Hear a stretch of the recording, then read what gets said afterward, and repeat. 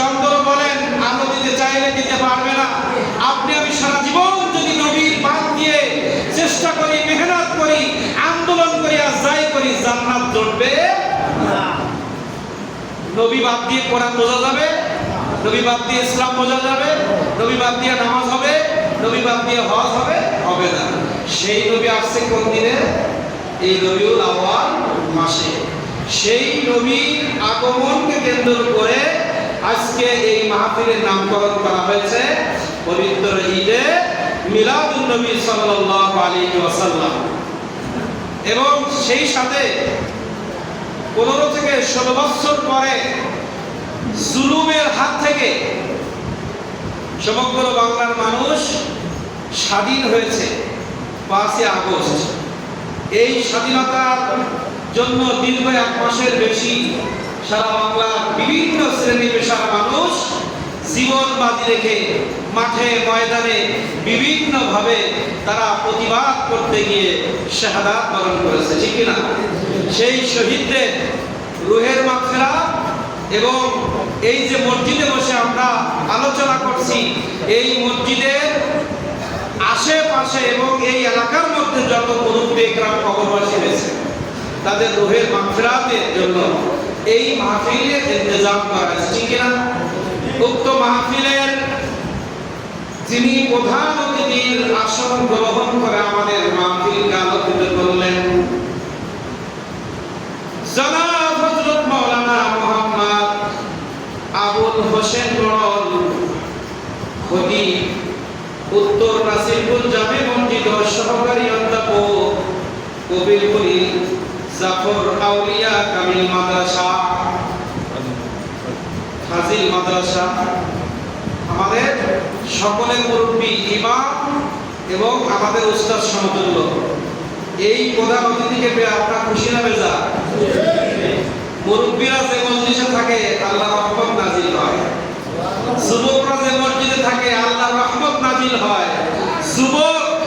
যে যুবকের যৌবন আল্লাহকে দিয়ে দিয়েছে, সেই যুবক যে রাস্তাতে যায় ওই রাস্তার মধ্যে আল্লাহর রহমত নাজিল হয়।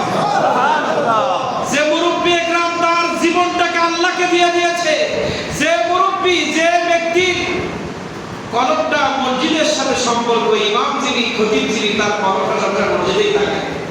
মুসল্লি না আসলে ইমাম সাহেবের চিন্তা করতে হয় আযান হলে আমার এখানে দাঁড়িয়ে নামাজ পড়তে হবে। হাদিসে মোবারকা আছে যার কলবটা মসজিদের সাথে সংযুক্ত সে আর হাসরের ময়দানে আল্লাহর আরশের ডান পাশে থাকবে। সুবহানাল্লাহ।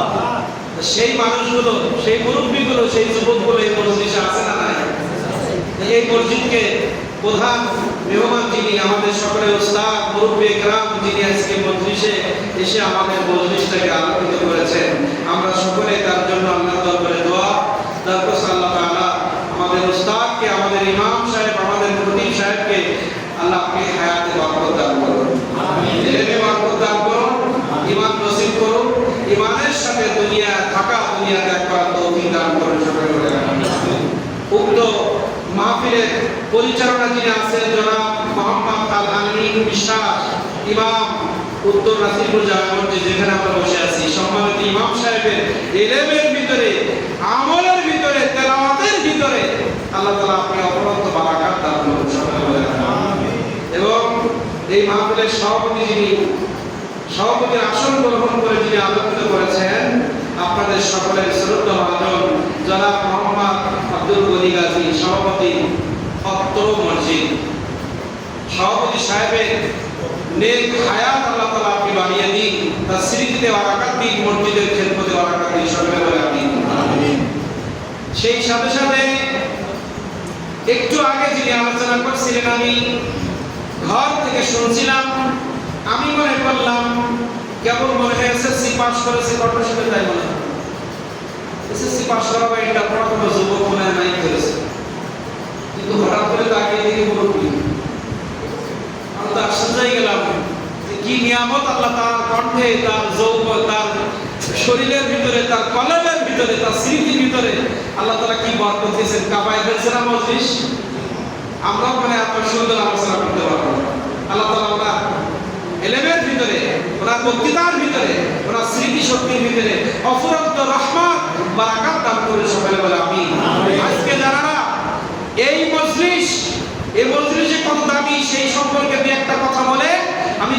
আয়াতে কারিমা পড়েছি সেদিকে যাব। আমরা যে মাহফিল করেছি, মাহফিল কত বরকতময়, এই সম্পর্কে দু একটা কথা বলে আমার আয়াতের দিকে আমরা আলোচনায় যাব। আজকের এই মাহফিলকে সাজানোর জন্য, মাহফিলকে প্রতিষ্ঠা করার জন্য, এই বরকতময় জান্নাতের বাগান সাজানোর জন্য দীর্ঘদিন ধরে যারা পরিশ্রম করেছেন, হতে পারে যুবক, বৃদ্ধ, ইমাম, মসজিদ সভাপতি, প্রধান মেহমান, সকলের অংশগ্রহণ আছে না এই মাহফিলের জন্য? এবং এলাকার মাহমুদরা আছে না ভিতরে? সবাই অংশগ্রহণের মাধ্যমে যে মাহফিলকে বিধান করেছেন, যারা উপস্থিত হয়েছেন, যারা হতে পারেন নাই, সকলের ইমানি হায়াত আমরা আল্লাহর কাছে কামনা করছি। সকলে বলেন আমিন। যারা আল্লাহর কাছে বিন্দু ছিলেন, যারা ভিডিও করছে, এই মাহফিলটা যাতে ইন্টারনেটের মাধ্যমে সমগ্র বিশ্বের মানুষ দেখতে পারে, তার জন্য যারা কাজ করছে, তাদের হায়াতে ইমানের হায়াত আমরা কামনা করছি আল্লাহ তাআলা। সকলে বলে আমিন। আজকে মিলাদুন নবীর মাহফিল, এই মিলাদুন নবীর মাহফিল সম্পর্কে সিদ্দিক আকবর রাদিয়াল্লাহু তাআলা ঘোষণা দিয়েছেন। সিদ্দিক আকবর বললেন, মান আনফাকা দিরহামান ফি মাওলুদিন নবী সাল্লাল্লাহু আলাইহি ওয়াসাল্লাম রাফিকি ফিল জান্নাহ। আমার নবীজির আগমন উপলক্ষে যদি কোনো আলোচনা সভা কেউ তৈরি করে, আমার নবীজির আগমনে যদি কেউ খুশি উদযাপন করে, আমার নবীজির আগমনের মাসে যদি কেউ মিলাদুন নবীর আলোচনার অনুষ্ঠান তারা প্রতিষ্ঠা করে, এই অনুষ্ঠানের জন্য যারা এক দিরহাম, মান আনফাকা দিরহামান, 1 টাকা পরিমাণ যারা এই মাহফিলের জন্য অর্থ খরচ করবে, ফি মাওলুদিন নবী সাল্লাল্লাহু আলাইহি ওয়াসাল্লাম, মাওলুদুন নবী মানে ঈদে মিলাদুন নবী, এই মিলাদুন নবীর মাহফিলে যে 1 টাকা খরচ করবে, রাফিকি ফিল জান্নাহ, আমি সিদ্দিক আকবর যে জান্নাতে থাকবো, ওই ব্যক্তিগুলোকে আল্লাহ তাআলা সেই জান্নাতের মধ্যে রাখবে। এই মিলাদুন নবী কত দামি, কত দামি! অনেকে মিলাদুন নবী সম্পর্কে অনেক কথা বলতে পারে, অসুবিধা নাই। মিলাদ মানে রাসূলের আগমন, সিরাত মানে রাসূলের 63 বছর জীবন। এই 63 বছরের মধ্যে 23 বছরের জীবন হচ্ছে সিরাত, আর জন্ম থেকে 40 বছর পর্যন্ত মিলাদ। মিলাদ হচ্ছে আলোচনার ব্যাপার, মহব্বতের ব্যাপার। সিরাত পালন, কিন্তু সিরাতটা গুরুত্বপূর্ণ সব থেকে বেশি। কিন্তু মিলাদের উপরে ঈমান আনাটাও জরুরি, কারণ রাসূলের মিলাদ না হলে তো সিরাত হতো না। আমি কয়েকটি আয়াতে কালিমার গবেষণা যদি করি, আমার রাসূলের মহব্বত যদি আপনার আমার অন্তরে না থাকে, আমার রাসূল বললেন লা ইউমিনু, কোন লাভ নাই। আহাদুকুম হাত্তা আকুনা হাব্বা ইলাইহি মিন ওয়ালিহি ওয়া ওয়ালাদিহি ওয়ান নাসি আজমাইন। হে পৃথিবীর মানুষ, তোমার সন্তান, তোমার স্ত্রী, তোমার পিতা, তোমার মাতা, তোমার প্রতিবেশী, তোমার ব্যাংক ব্যালেন্স, তোমার ব্যবসা প্রতিষ্ঠান, তোমার চাকরির পজিশন, সমগ্র বিশ্বে যা কিছু আছে সব থেকে আমি নবীর মহব্বত যদি তোমার অন্তরে বেশি না থাকে, লা ইউমিনু, তোমার ঈমান নাই। ঠিক। এখন সিরাত মানার জন্য মিলাদ দরকার কেন জানেন? আমার হুজুর বললেন, হে আমার জিয়াউর রহমান, তুই 5 ওয়াক্ত নামাজ পড়ো, তোমার স্ত্রীকে পর্দায় রেখো। আমি হুজুরের কথা কখন শুনবো? হুজুরের প্রতি শ্রদ্ধা আসবে যখন, হুজুরের কথা আমার ভালো লাগবে তখন, যখন হুজুরের প্রতি শ্রদ্ধা আসবে। আজকে ইমাম সাহেব বলেন এই কষ্টে আসেন, আমরা এই কষ্টে যাই কেন? শ্রদ্ধা আসে নাই। ইমাম সাহেবের অনুসরণ আমরা করি না। ইমাম সাহেব জুমার খুতবা থেকে বলছে 5 ওয়াক্ত নামাজে জামাতে আসে। আমার ইমাম সাহেবের কথাগুলো ভালো লাগে, কিন্তু ইমাম সাহেবের প্রতি সেই মহব্বত না আসার কারণে জামাতে লোক পাওয়া যায় না। ঠিক। সিরাত মানার আগে মহব্বত দরকার আছে কিনা? কুলিন কুনতুম তুহিব্বুনাল্লাহ ফাত্তাবিউনি, এই ফাত্তাবিউনের তাফসীরের মধ্যে অধিকাংশ মুফাসসির ইকরাম বলেছেন মহব্বত জরুরি। আল্লাহ রাসূলের ইত্তেবা করার জন্য মহব্বতটা আগে জরুরি, কারণ রাসূলের মহব্বত না থাকলে রাসূলের সুন্নাত মানা আপনার আমার জন্য সহজ হবে না। রাসূলের সিরাত মানার জন্য রাসূলের প্রতি মহব্বতটা আগে দরকার। যেমন আমি আপনাকে বলছি চলেন আজকে আন্দোলনে যাব, আমার প্রতি যদি আপনার শ্রদ্ধা না থাকে, থাকে, আমার ডাকে কিন্তু আপনি সাড়া দিবেন না। আপনার স্ত্রী বলছে আজকে আমার সাথে সময় দাও, স্ত্রী বাড়িতে জ্বরে ভুগছে, ব্যথায় ভুগতেছে, আপনি চায়ের দোকানে আড্ডা দিচ্ছেন, বাইরে বিভিন্ন জায়গায় ঘুরে বেড়ান। আপনার স্ত্রীর প্রতি যদি মহব্বত থাকে, জ্বর আসলে আপনি চায়ের দোকানে ঘুরে থাকতে পারবেন না। স্ত্রীর চেহারার প্রতি আমার আকর্ষণ কমে গিয়েছে, স্ত্রীর যৌবনের প্রতি আমার আকর্ষণ কমে গিয়েছে, স্ত্রীর সংসার পরিচালনার ক্ষেত্রে আমার আকর্ষণ কমার কারণে স্ত্রী অসুস্থ হলে ভালো লাগে না। যখন মহব্বতটা থাকবে, স্ত্রী কালো হোক, ভালো হোক, খারাপ হোক, মহব্বতের জায়গায় আমার মহব্বত হবে না। এজন্য মহব্বত আগে জরুরি, তাহলে এবার সহজ হয়ে যাবে। আজকে পিতার কথা ভালো লাগে না, মা বয়স্ক হলে তার ঔষধ কেনার কথা বারবার আমাকে ভালো লাগে। আমার বাবা অসুস্থ, তাকে ডাক্তারখানায় নেওয়ার জন্য বারবার আমাকে ভালো লাগে। আমার বাবা অসুস্থ হয়েছে, তার দেখাশোনা করা ফরজে আইন। মা অসুস্থ হলে তার দেখাশোনা করা ফরজে আইন, বাবা অসুস্থ হলে তার দেখাশোনা করা ফরজে আইন। কিন্তু সেখানে তার বাহানা করি, কারণ মহব্বতটা এখনো সেই পিতা মাতার প্রতি আমার না থাকার কারণে পিতা মাতাকে দেওয়াটা আমার পক্ষ থেকে কমে গিয়েছে। ইত্তেবার আগে, সিরাতের আগে, ওই সিরাত যিনি নিয়ে আসছেন, ওই সিরাতের প্রতি মহব্বতটা চলবে, ঠিক কিনা বলেন? এই মিলাদুন নবীর অনুষ্ঠান যারা করলেন, সিদ্দিক আকবর বললেন, মিলাদুন নবীর অনুষ্ঠানে যারা 1 দিরহাম পরিমাণ তোমরা খরচ করে ফেলেছো, আমি সিদ্দিক আকবর আমার সাথে তোমাদের জান্নাতের দেখা হবে। সুবহানাল্লাহ। কেন মিলাদুন নবী করলেন? একটু ব্যাগের দিকে যাই। আমার নবীজিকে শুধু আমরা মহব্বত করে এখানে উপস্থিত হয়েছি সেটা শুধু নয়, আমি আমার নবীকে মহব্বত করি বলে আজকে মিলাদুন নবীতে এসেছি। কিন্তু আপনি হয়তো মনে করেন আমরা মানব জাতি, আমার নবীর উম্মত, শ্রেষ্ঠ মানব জাতি, এজন্য আমার নবীকে মহব্বত করি। আমার উত্তম আকৃতি দিয়ে আল্লাহ সৃষ্টি করেছেন 18,000 মাখলুকাতের মধ্যে সর্বশ্রেষ্ঠ মাখলুকাত করে আল্লাহ তাআলা আমাদের সৃষ্টি করেছেন। আমরা শ্রেষ্ঠ জাতি, তাই আমরা নবীকে মহব্বত করি, এটা ঠিক নয়।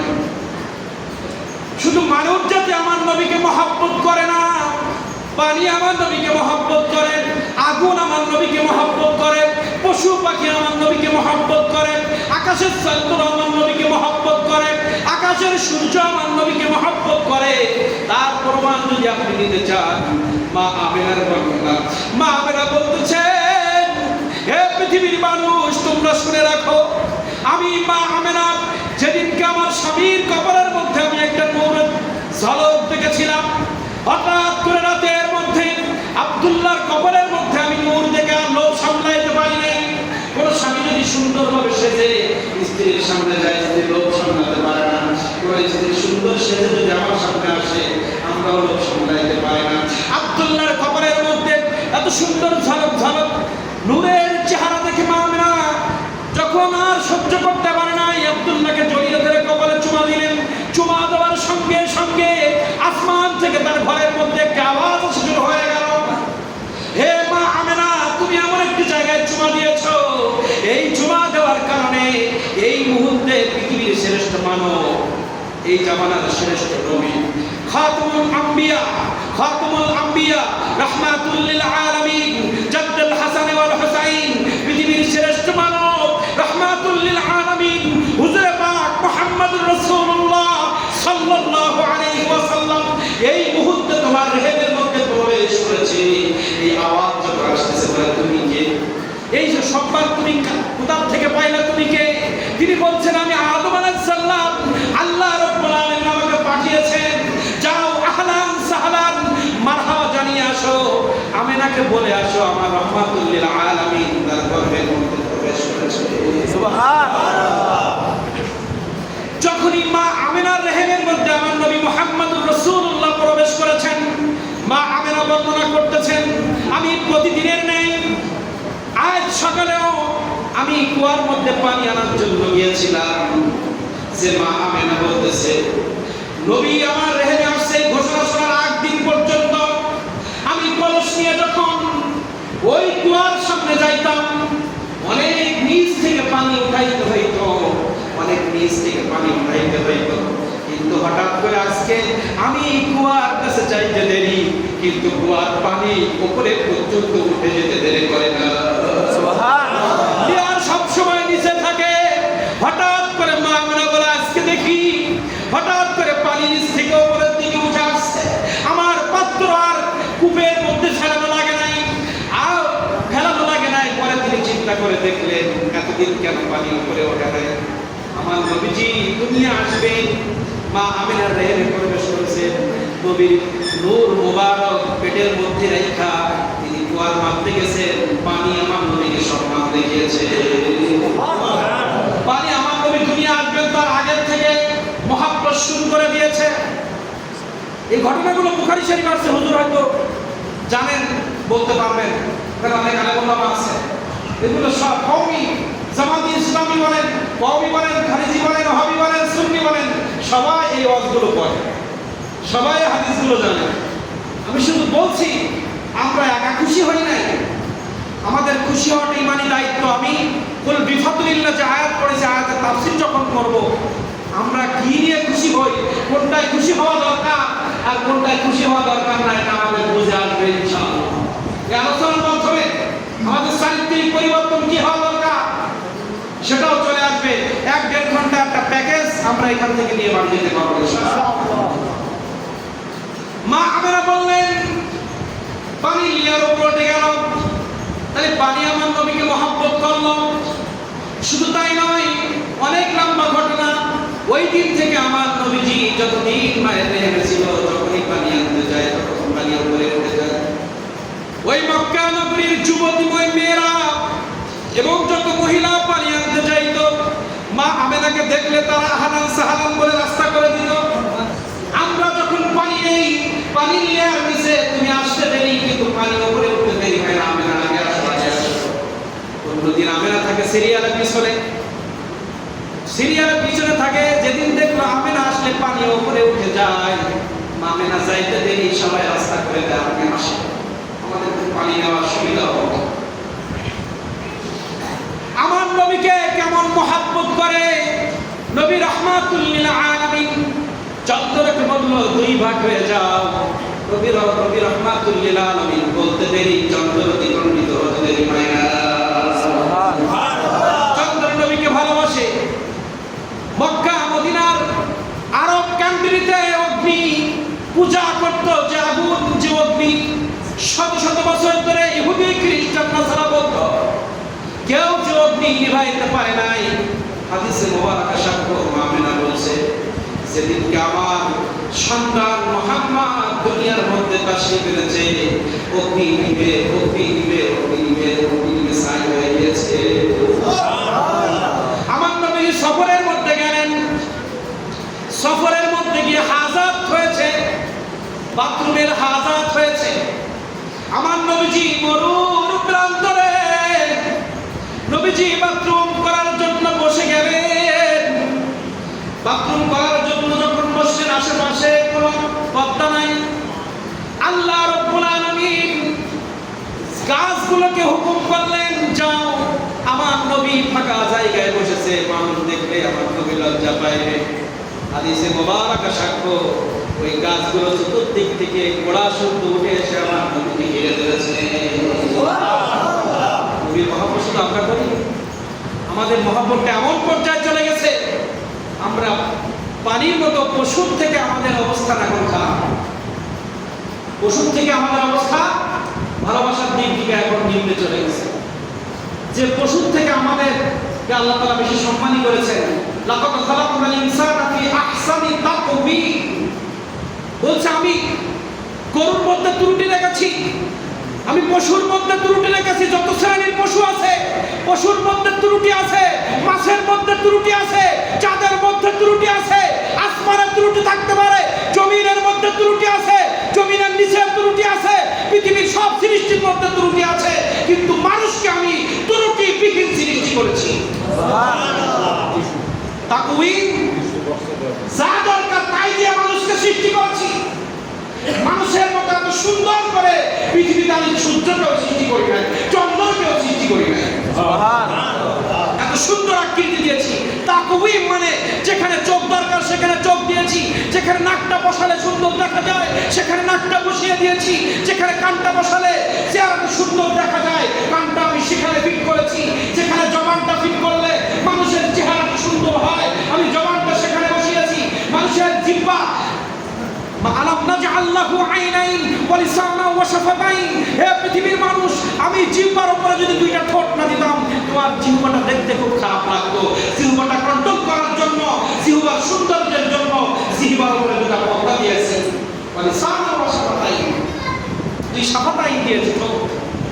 আল্লাহ তাআলা আমাদেরকে দিয়েছে, যেখানে যেটা দরকার সেখানে সেটা দিয়ে আল্লাহ তাআলা আমাদেরকে কি করেছেন?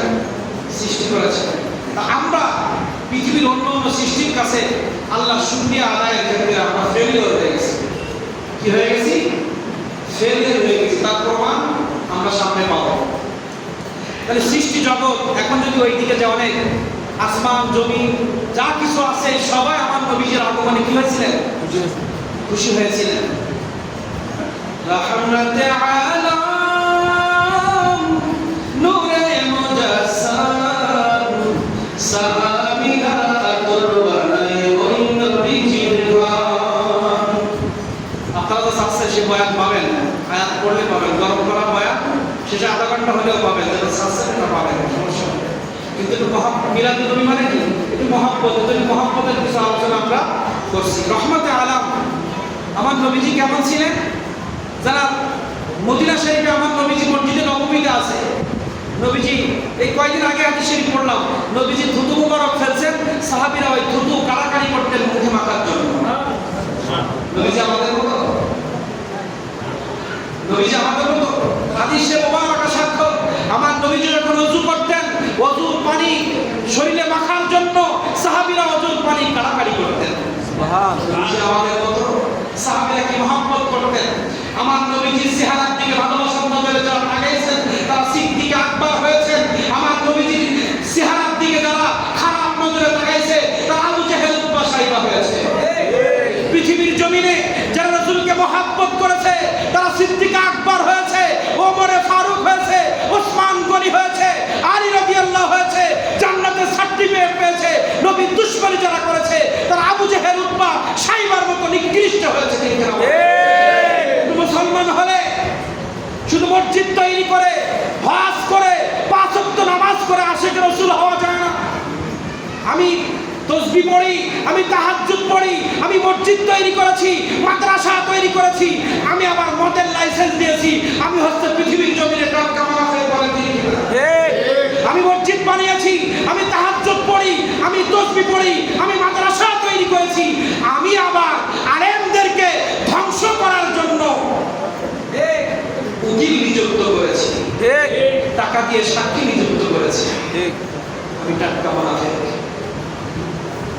এজন্য মুনাফিক চিনতে গেলে মসজিদে আসতে হবে, কাফের চিনতে গেলে মন্দিরে যেতে হবে, গির্জায় যেতে হবে। ইন্নাল মুনাফিকিনা ফি দারকিল আসফালি মিনান নার।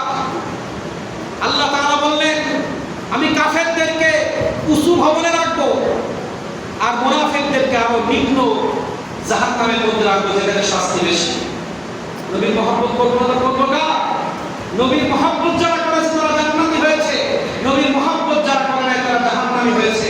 আমাদের সমাজে দাড়িওয়ালা, টুপিওয়ালা, 5 ওয়াক্ত নামাজ পড়নেওয়ালা অনেক মুসলমানকে দেখা যায়, তারা নামাজি বলে স্বীকৃতি দেয়, হাজি বলে স্বীকৃতি দেয়, গাজী বলে স্বীকৃতি দেয়, দানশীল বলে স্বীকৃতি দেয়, কিন্তু এমন ভাবে তারা চলে, এমন বক্তব্য তারা করে, এমন ফাইল তারা সই করে যে ফাইলের মধ্যে রাসূলের দুশমনী রয়েছে।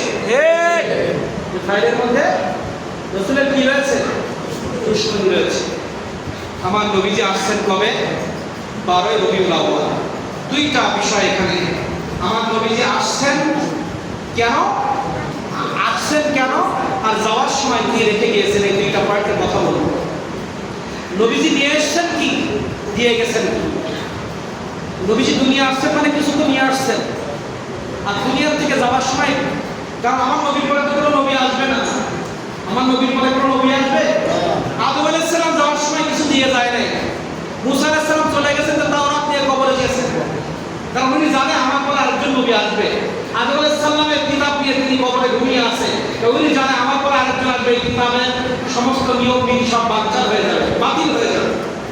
ঈসা আলাইহিস সালাম দুনিয়া আসছিলেন, তিনি যখন উপরে চলে গিয়েছেন তখন তার কিতাব নিয়ে ওখানে পড়াশোনা করতেছে, কারণ জানে আমার পরে এই কিতাবের অনুসরণ আর চলবে না। কিন্তু আমার নবীজি কিছু রেখে গেছেন, তার প্রমাণ হচ্ছে নবীজি যে শরিয়াত মেনেছেন, নবীজি যে ইসলাম মেনেছেন, এই ইসলামের নিয়ম নীতি কিয়ামত পর্যন্ত থাকবে। তাহলে নবী কিছু রেখে গেছেন, প্রমাণ আছে না? আছে। আসছিলেন কি নিয়ে, রেখে গেলেন, যাওয়ার সময় দিয়ে গেলেন কি, এই দুইটা বিষয় যদি আমরা বুঝতে পারি আমার জীবন পরিবর্তন হয়ে যাবে। আমার নবী রাহমাতুল লিল আলামিন নিয়ে আসলেন কি, লাকাদ কানা লাকুম ফি রাসূলিল্লাহি উসওয়াতুন হাসানাহ। আমি যে নবীকে তোমাদের মাঝে পাঠিয়েছি, এই নবীকে আমি উত্তম আদর্শ দিয়ে তোমাদের মাঝে প্রেরণ করেছি। আল্লাহ রাব্বুল আলামিন বললেন, জাহেলি যুগে যখন কোনো আদর্শ বলে কিছুই ছিল না, আমি দেখছি দলে দলে মানুষ জাহান্নামী হয়ে যাচ্ছে, যাদের জবানের কোনো দাম নাই, যারা মদের আসর নিয়ে ব্যস্ত, জেনা নিয়ে ব্যস্ত, ব্যভিচার নিয়ে ব্যস্ত, হত্যাকাণ্ড নিয়ে ব্যস্ত, অন্যায় বিচার নিয়ে যারা ব্যস্ত। এমন সময় উত্তম চরিত্র দিয়ে, ন্যায় পরায়ণতা দিয়ে, উত্তম চরিত্র দিয়ে, উত্তম আদর্শ দিয়ে একজন নবী আমি পৃথিবীর জমিনে পাঠাইলাম, যার নাম মুহাম্মদুর রাসূলুল্লাহ সাল্লাল্লাহু আলাইহি ওয়াসাল্লাম। নিয়ে আসলেন কি আদর্শ। এখানে যারা মিলাদুন নবীতে আসছে তাদের জন্য এই সবক, আলাল মুমিন, মুমিনদের জন্য এই সবক। যারা ঈমানদার তাদেরকে আদর্শের বাইরে এক চুল চলার কোনো সুযোগ নাই। যারা কাফের, এরা রাসূলকে না মানলে ওদের স্থায়ীভাবে জাহান্নাম। কিন্তু আপনি মুসলমানে ঢুকছেন তো, কুরবানি দিয়েছেন তো দিয়েছেন, আপনার আমার শাস্তি কিন্তু আরো বেশি। কারণ আপনার আমার জন্য আমার নবীজি রেখে গিয়েছেন উত্তম আদর্শ, আর কি রেখে গেছেন? কোরআন এবং সুন্নাহ। কোরআন এবং সুন্নাহ আদর্শ নিয়ে আসলেন, এই আদর্শ প্রচার করেছেন। যাওয়ার সময় বলে গেলেন, আমি কিতাবুল্লাহ ওয়া সুন্নাতুর রাসূলুল্লাহ, এই দুইটা জিনিস তোমাদের কাছে রেখে গেলাম, এখানে পড়বা, এটা জানবা, এটার উপর আমল করবা, তোমরা জান্নাতি হয়ে যাবে। সুবহানাল্লাহ। কি রেখে গেলেন? উত্তম আদর্শ। এখন নবীর আদর্শ কি, এই পয়েন্টগুলো জানার দরকার আছে না? আছে কি না? আর রেখে গেলেন কি, বলে গেলেন কি যাওয়ার সময়, আমি চলে যাচ্ছি। বিদায় হজের ভাষণে বলেন, আমি চলে যাচ্ছি। হে পৃথিবীর মানুষ, হে আমার সাহাবায়ে কেরাম, আমি 23 বছর ধরে আদর্শের প্রচার করেছি। এই আদর্শ তো আমি থাকা অবস্থায় তোমরা মেনেছিলে, কিন্তু আমি যাওয়ার সময় আমি দুইটা কিতাব তোমাদের কাছে রেখে গেলাম। একটা হচ্ছে হাদিসে মুবারাকা, যেটা আমার জীবন আদর্শ, আরেকটা হচ্ছে কোরআন মাজিদ, যেটা আল্লাহর পক্ষ থেকে নাযিল হয়েছে। এই দুইটা জিনিস তোমরা আঁকড়ে ধরবা, এই দুইটা জিনিস থেকে তোমরা কখনো মুখ ফেরাইবা না। এই দুইটা জিনিস যদি তোমরা আঁকড়ে ধরতে পারো, জান্নাত তোমাদের জন্য আল্লাহ তাআলা ফরজ করে দিয়েছেন। সুবহানাল্লাহ। এই দুইটা থেকে যদি মুখ ফেরাও, কি হবে না? ওয়া মান ইউতি'িল্লাহা ওয়ার রাসূল ইয়া আইয়ুহার রাসূল ফাইন তাওয়াল্লাউ ফাইন্নাল্লাহা লা ইউহিব্বুল কাফিরিন। আল্লাহ তাআলা বললেন, আমার নবীর আদর্শ থেকে, আমার নবীর আনুগত্য থেকে যদি কোনো ব্যক্তি মুখ ফিরায় নাই, ফাউলাইকা হুমুল কাফিরুন, তোমরা কাফেরদের অনুসারী হয়ে যাইবা। সামান্যতম যদি মুখ ফেরায় নেই, কি বললেন আল্লাহ রাসূল? কুল ইন কুনতুম তুহিব্বুনাল্লাহা ফাত্তাবিউনি ইউহিব্বুকুমুল্লাহ ওয়া ইয়াগফির লাকুম যুনুবাকুম ওয়াল্লাহু গফুরুর রহিম। ওয়া মান ইউতি'িল্লাহা ওয়া রাসূল ফাইন তাওয়াল্লাউ ফাইন্নাল্লাহা লা ইউহিব্বুল কাফিরিন। আমার আল্লাহ রাব্বুল আলামিন ঘোষণা দিলেন, আমার নবীর আদর্শ থেকে, আমার নবীর আনুগত্য থেকে যদি তুমি মুখ ফিরায় নাও, তুমি কিন্তু কাফের হয়ে যাবে। কি হয়ে যাবে? কাফের হয়ে যাবে। মানে মুখ ফেরানোর কোনো সুযোগ আছে? আদর্শ কি? সত্য কথা বলা। আমি পয়েন্টগুলো বলছি, বিস্তারিত আপনারা পরে পড়ে নেবেন, কারণ আলোচনা তো আমার শেষ করতে হবে। আর রাসূলের আদর্শ কি? জীবনে কোনোদিন মিথ্যা বলে নাই। কি বলে নাই? কারণ মিথ্যা বললে জবান অপবিত্র হয়। আর আমার নবী বলেছেন, যে জবানে মিথ্যা বলে ওইটা অপবিত্র হয়, ওর কোনো ইবাদত কবুল হয় না। মিথ্যা বলার কারণে মানুষ মুনাফিক হয়। দুইটা ক্ষতি তাৎক্ষণিক হয়। যে ব্যক্তি কন্টিনিউ মিথ্যা কথা বলে, তার জবান অপবিত্র হয়, তার কোনো ইবাদত গ্রহণযোগ্য হয় না। এবং দ্বিতীয় আরেকটি যেটা ক্ষতি হয়, সেটা সে মুনাফিক হয়ে যায়। কি বললেন? মিথ্যা বললে কি হয়? জবান অপবিত্র হয়। দ্বিতীয় নিজেও ক্ষতি হচ্ছে, সে মুনাফিক হয়। যেমন আমার জবাব দিয়ে যখন আমি একটা মানুষ সম্পর্কে সমালোচনা করি, আমি যখন মিথ্যা ওয়াদা ভঙ্গ করতে গেলে মিথ্যা বলা লাগে না? মুনাফিকের লক্ষণগুলো খেয়াল করেন। কথা বললে মিথ্যা বলে, ওয়াদা করলে ভঙ্গ করে। তাহলে ওয়াদা করে ভঙ্গ করতে বলে মিথ্যা বলা লাগে না? বলা লাগে কি না? আমাদের খেয়াল করতে গেলে মিথ্যা বলা লাগে না? আমি একজনের কাছে আমানত দিয়েছি, আপনি ঠিক মতো দিচ্ছেন না। যখন একজন এসে বলছে তোমার কাছে মুখে আমানত আছে, আপনি বলেন না আমার কাছে নেই, আপনি দেবেন না বলে মিথ্যা বলতে হয়েছে, আপনাকে মিথ্যা বলতে হয়েছে। আল্লাহ তাআলা এই আদর্শ বাস্তবায়ন করার তৌফিক আমাদেরকে দান করুন সকলে, আমিন। আসেন আলোচনার মধ্যে ঢুকে যাই। মহান আল্লাহ রাব্বুল আলামিন ঘোষণা দিলেন, হে পৃথিবীর মানুষ, আমি তোমাদেরকে সৃষ্টি করার আগে আসমান সৃষ্টি করেছি, সূর্য সৃষ্টি করেছি, চন্দ্র সৃষ্টি করেছি।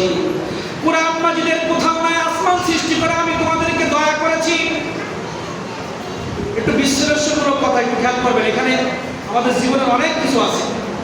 আল্লাহ রাব্বুল আলামিন আসমান সৃষ্টি করে বলে নাই আমি তোমাদের উপরে অনুগ্রহ করেছি। সূর্য সৃষ্টি করে বলে নাই আমি তোমাদের উপরে অনুগ্রহ করেছি। চন্দ্র সৃষ্টি করে বলে নাই আমি তোমাদের উপরে অনুগ্রহ করেছি। সাগরের মাছগুলো সৃষ্টি করে বলে নাই আমি তোমাদেরকে অনুগ্রহ করেছি। আমাকে জজ বানিয়ে আল্লাহ বলে নাই তোমাকে আমি অনুগ্রহ করেছি। আমাকে ব্যারিস্টার বানায় বলে নাই তোমাকে আমি অনুগ্রহ করেছি। আমাকে এমপির পদবি দিয়ে আল্লাহ বলে নাই তোমাকে অনুগ্রহ করেছি। মসজিদের খতিব বানিয়ে বলে নাই তোমাকে আমি অনুগ্রহ করেছি। পৃথিবীর লক্ষ কোটি টাকার সম্পদ দিয়ে আল্লাহ বলে না আমি তোমার অনুগ্রহ করেছি। কিন্তু আল্লাহ রাব্বুল আলামিন বললেন একটা জিনিস আমি তোমাদেরকে দিয়ে বড় দয়া করেছি, অনুগ্রহ করেছি, সেটা হচ্ছে মুহাম্মদুর রাসূলুল্লাহ সাল্লাল্লাহু আলাইহি ওয়াসাল্লাম। আলোচনা করলে বুঝবেন নবী কেমন, অনুগ্রহ আর অনুগ্রহ না। আমার আল্লাহ রাব্বুল আলামিন বললেন লাকাদ মান্নাল্লাহ, আমি দয়া করেছি, অনুগ্রহ করেছি আলাল মুমিনিন, মুমিনদের জন্য। আপনি আসমান সম্পর্কে একটা আয়াত দেখান, আসমান সৃষ্টি করে মানুষের পরে আমি দয়া করেছি, সূর্য সৃষ্টি করে মানুষের প্রতি আমি দয়া করেছি। যদি কেউ থাকে না আয়াত বের করে নিয়ে আসলে একটু বর্ণনা করি। কিন্তু আমার নবীজিকে পৃথিবীর জমিনে পাঠিয়ে আল্লাহ বলেন আমি তোমাদের বড় উপকার করেছি। কেন এই কথা একটু গবেষণা করেন। চন্দ্র কি উপকার না কেন? আজকে চাঁদকে গবেষণা করে অনেক বৈজ্ঞানিক নাস্তিক হয়ে যাচ্ছে। কারণ চাঁদ চিন্তা করে আমার দ্বারা চাঁদে যাওয়া সম্ভব, হয় না এরকম? চাঁদ গবেষণা করে মানুষ জাহান্নামী হচ্ছে, আবার ডাক্তার হয়ে পাশায় হয়ে মানুষ জাহান্নামী হচ্ছে, লক্ষ কোটি সম্পদ হয়ে অহংকারী হয়ে সে জাহান্নামী হচ্ছে। অনেক বড় পদে থাকে এসপিডিসি, দেখেন কি পরিমাণ পাখির মতো মানুষকে গুলি করেছে। এত লেখাপড়া ইউনিভার্সিটিতে first class first, BCS cadre হয়ে বাংলাদেশের সর্বোচ্চ ডিগ্রি নিয়ে যে মানুষকে পাখির মতো গুলি করতে পারে, এর মতো কোলাঙ্গার পৃথিবীর জমিনে আছে না? এর মতো বেঈমান পৃথিবীর জমিনে আছে? কিন্তু সে বিসিএস ক্যাডার হয়েছে মানে বাংলাদেশের জেনারেল শিক্ষিতদের একটা উচ্চ পর্যায়ের বিশ্ববিদ্যালয় থেকে পড়াশোনা করে বিসিএস ক্যাডার হয়ে যখন সাধারণ মানুষ থেকে ঘুষ আদায় করে, সাধারণ মানুষের টর্চার করে, ঘুষের টাকা নেওয়ার জন্য বলে দেখি মানুষ। তাহলে আল্লাহ টাকা দিয়ে অনুগ্রহ করে, কারণ টাকা নিয়ে অনুগ্রহ হয় না, টাকা নিয়ে মানুষ বেঈমান হয়। চেয়ারে বসে মানুষ বেঈমানি করে, চন্দ্র গবেষণা করে মানুষ বেঈমান হতে পারে, সমুদ্র দখল করে মানুষ বেঈমান হতে পারে, পরমাণু তৈরি করে মানুষ কোথায় হতে পারে, কিন্তু নবীজির কদমে আসলে সে কোনোদিন বেঈমান হতে পারে না। এজন্য আল্লাহ বলেন আমার নবীজিকে তোমাদের কাছে পাঠিয়ে আমি দয়া করেছি, অনুগ্রহ করেছি, কারণ আমার নবীজির কদমে আসলে তুমি টেন্ডারবাজি করতে পারবে না। কিন্তু নবী বাদ দিয়ে দুনিয়ার গোলামি যদি করো, পশ্চিমাদের গোলামি যদি করো, দুনিয়ার কাফের বেঈমানদের সাথে হাত মিলিয়ে যদি তুমি চলো, তোমার চেয়ারের মাধ্যমে তুমি জাহান্নামে যাওয়ার আশঙ্কা আছে। তুমি যদি কোরআন বাদ দিয়ে, নবী বাদ দিয়ে, ইসলাম বাদ দিয়ে যদি তুমি দুনিয়ার মানুষের সাথে তাল মিলিয়ে চলো, তুমি এমপি হতে পারবা, মন্ত্রী হতে পারবা, কিন্তু ওই মন্ত্রীর চেয়ার তোমাকে জাহান্নামে পৌঁছায় দিবে।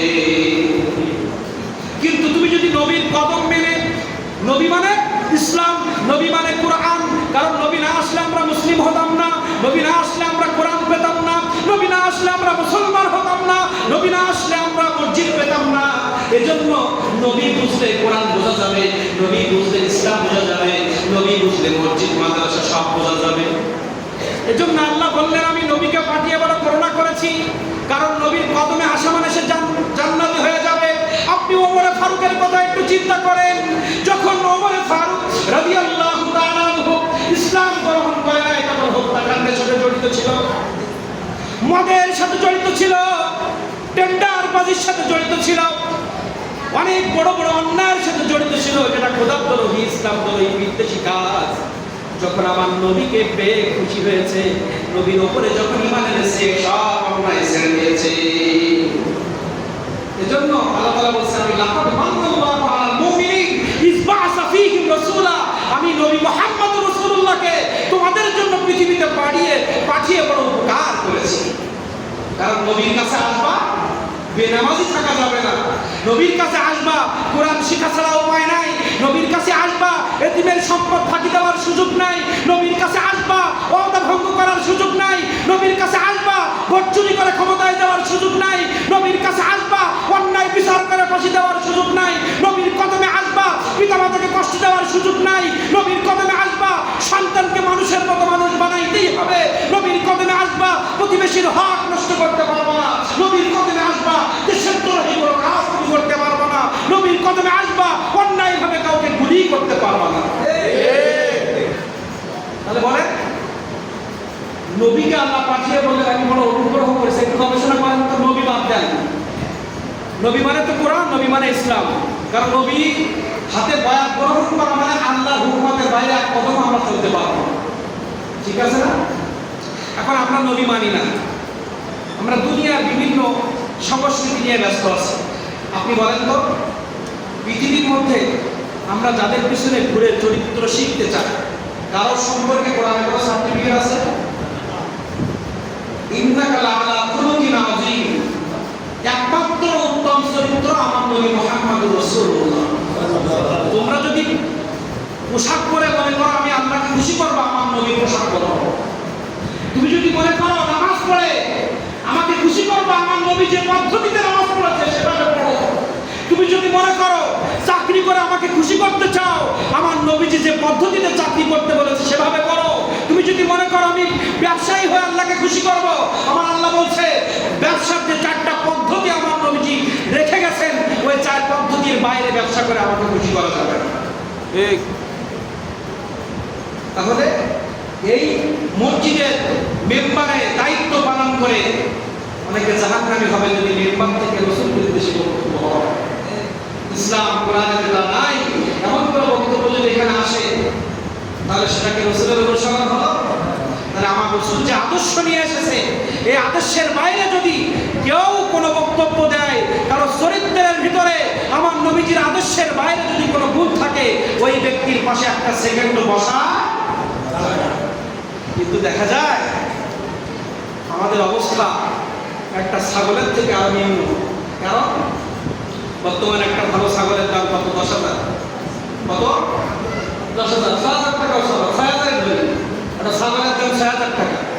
কিন্তু আমরা 200 টাকায় আমার স্লোগান দেই, 200 টাকার বিনিময়ে একটা চা আর একটা পান। একটা চা একটা পান 200 টাকার বিনিময়ে। এমন কুলাঙ্গারের পক্ষে আমরা কথা বলি যার ভিতরে রাসূলের কোনো সুন্নাহ নাই, কোরআন নাই, ইসলাম নাই। তাহলে 200 টাকায় যদি আমি এমন একটা অন্যায় কাজ করতে পারি, ছাগলের দাম 6,000 টাকা, ছাগলের থেকে আমরা নিম্ন স্তরে বসবাস করছি। 500 টাকা 1000 টাকা আমরা বিক্রি হয়ে যায়। এমন ব্যক্তির সাথে বসে গল্প করি, এমন ব্যক্তির পরামর্শ মানি, এমন ব্যক্তির কথা শুনে আমরা চলি যে ব্যক্তির মধ্যে, তার চরিত্রের মধ্যে রাসূল নাই, তার কথার মধ্যে নবী নাই, তার চাউনির ভিতরে নবী নাই, তার বডি ল্যাঙ্গুয়েজে নবী নাই, তার কোনো কিছুর ভিতরে আমার নবীর আদর্শ নাই। এমন ব্যক্তির পিছনে ধরলে আপনি জাহান্নামে না জান্নাতে? বলেন। আমার আল্লাহ তাআলা বললেন আমি বিচারকের চেয়ার দিয়ে তোমাদেরকে আমি উপকার করি নাই, আমি নবীকে দিয়ে তোমাকে উপকার করেছি। তুমি নবীর পদ্ধতিতে বিচারের চেয়ারে বসো, ওই চেয়ার তোমাকে জান্নাতে নিয়ে যাবে। আর নবী বাদ দিয়ে বিচারকের চেয়ারে ফয়সালা দাও, ওই চেয়ার তোমাকে সোজা জাহান্নামে নিয়ে যাবে। একটি মাদ্রাসার প্রিন্সিপালের চেয়ার এটা জান্নাতি চেয়ার, মসজিদের মেম্বার জান্নাতি মেম্বার, একজন প্রধানমন্ত্রীর চেয়ার জান্নাতি চেয়ার, এমপির চেয়ার জান্নাতি চেয়ার, ইউনিয়ন পরিষদে চেয়ারম্যানের চেয়ারটা জান্নাতি চেয়ার। কারণ ওই চেয়ারটা কিয়ামত পর্যন্ত থাকবে, মানুষ বদলাবে। যে জিনিসটার কোনো ক্ষয় নাই, কিয়ামতের আগে যার কোনো বদলি হয় না, সেটা মনে করতে হবে আল্লাহর পক্ষ থেকে ওটা জান্নাতি। আর যেটা বদলি হয় ওটার কোনো ঠিক নাই, সে জাহান্নামে যাবে কি জান্নাতে যাবে। যেমন দেখেন, এই মসজিদের মেম্বার তৈরি হয়েছে মানে কিয়ামত পর্যন্ত না থাকবে, কিন্তু এখানে যিনি বসবেন হয় মারা যাবে না, তার চাকরি থাকবে না। এখন এই চেয়ার বলে আমি জান্নাতি চেয়ার, এখানে কোরআন এবং হাদিসের বাইরে কোনো বক্তব্য তুমি দিতে পারবে না। যদি কোরআন হাদিসের বাইরে বক্তব্য দাও, আমি চেয়ার তোমার জাহান্নাম থেকে বাঁচাইতে পারবো না। এই চেয়ারে বসে অনেকে জাহান্নামে যাবে, চেয়ারে বসে অনেকে জান্নাতে যাবে।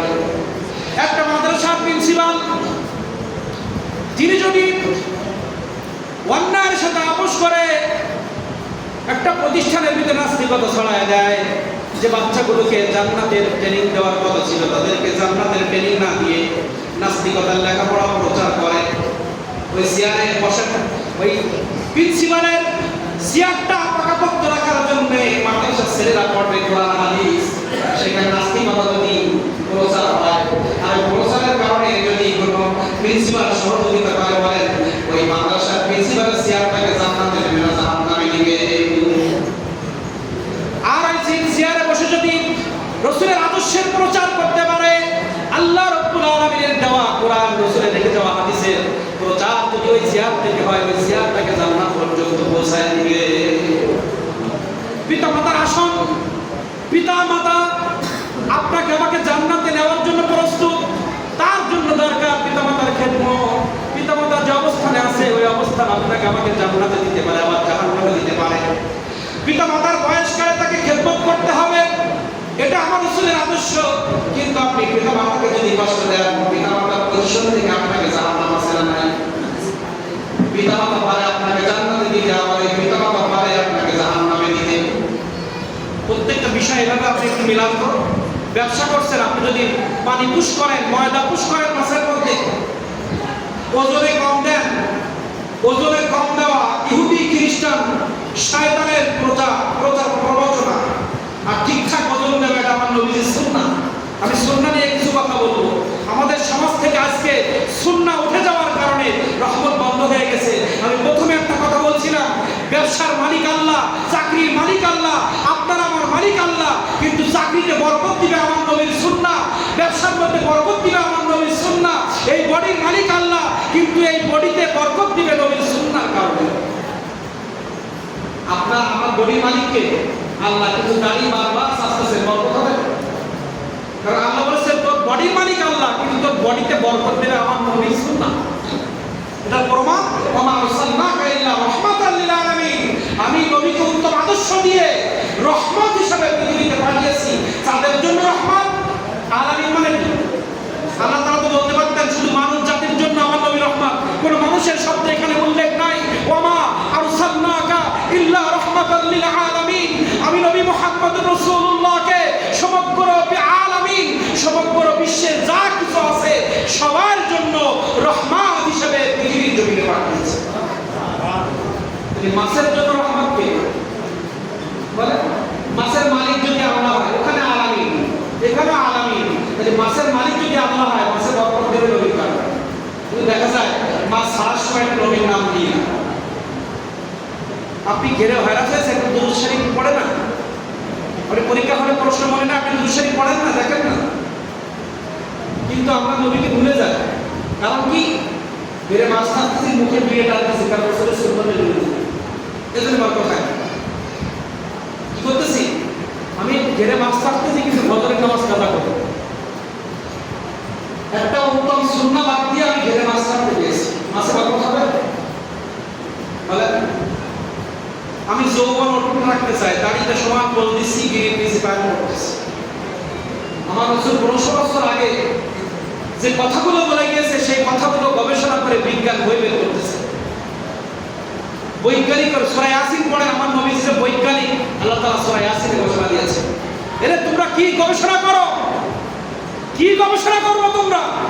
পৃথিবীর যে প্রান্ত থেকে গবেষণা করবো, প্রত্যেক জায়গায় প্রত্যেকটা স্থানে আমার নবীর ছোঁয়া আছে, প্রত্যেকটা গবেষণার মধ্যে আমার নবীর বক্তব্য আছে। বিজ্ঞান বলছে গিরার নিচে পোশাক পরলে যৌবন নষ্ট হবে। বিজ্ঞানের কাছে প্রশ্ন করে, বিজ্ঞান তাই বলছে। আমার নবীজির সুন্নাহ হচ্ছে রাতের বেলা দ্রুত ঘুমিয়ে যাও। যদি তুমি রাত করে ঘুমাও, তোমার যৌবনের ক্ষতি হবে, স্মৃতিশক্তি লোপ পাবে। আজকে ডাক্তাররা বলতেছে আপনারা দ্রুত ঘুমিয়ে যাবেন। রাত্রে যদি দীর্ঘ রাত পর্যন্ত সিনেমা দেখেন, সিরিয়াল দেখেন, ইউটিউব ঘোটাঘুটি করেন, আপনার স্ট্রোকের ঝুঁকি আছে, যৌবনের ঝুঁকি আছে, আপনার মস্তিষ্ক নষ্ট হওয়ার ঝুঁকি রয়েছে, বলছে না?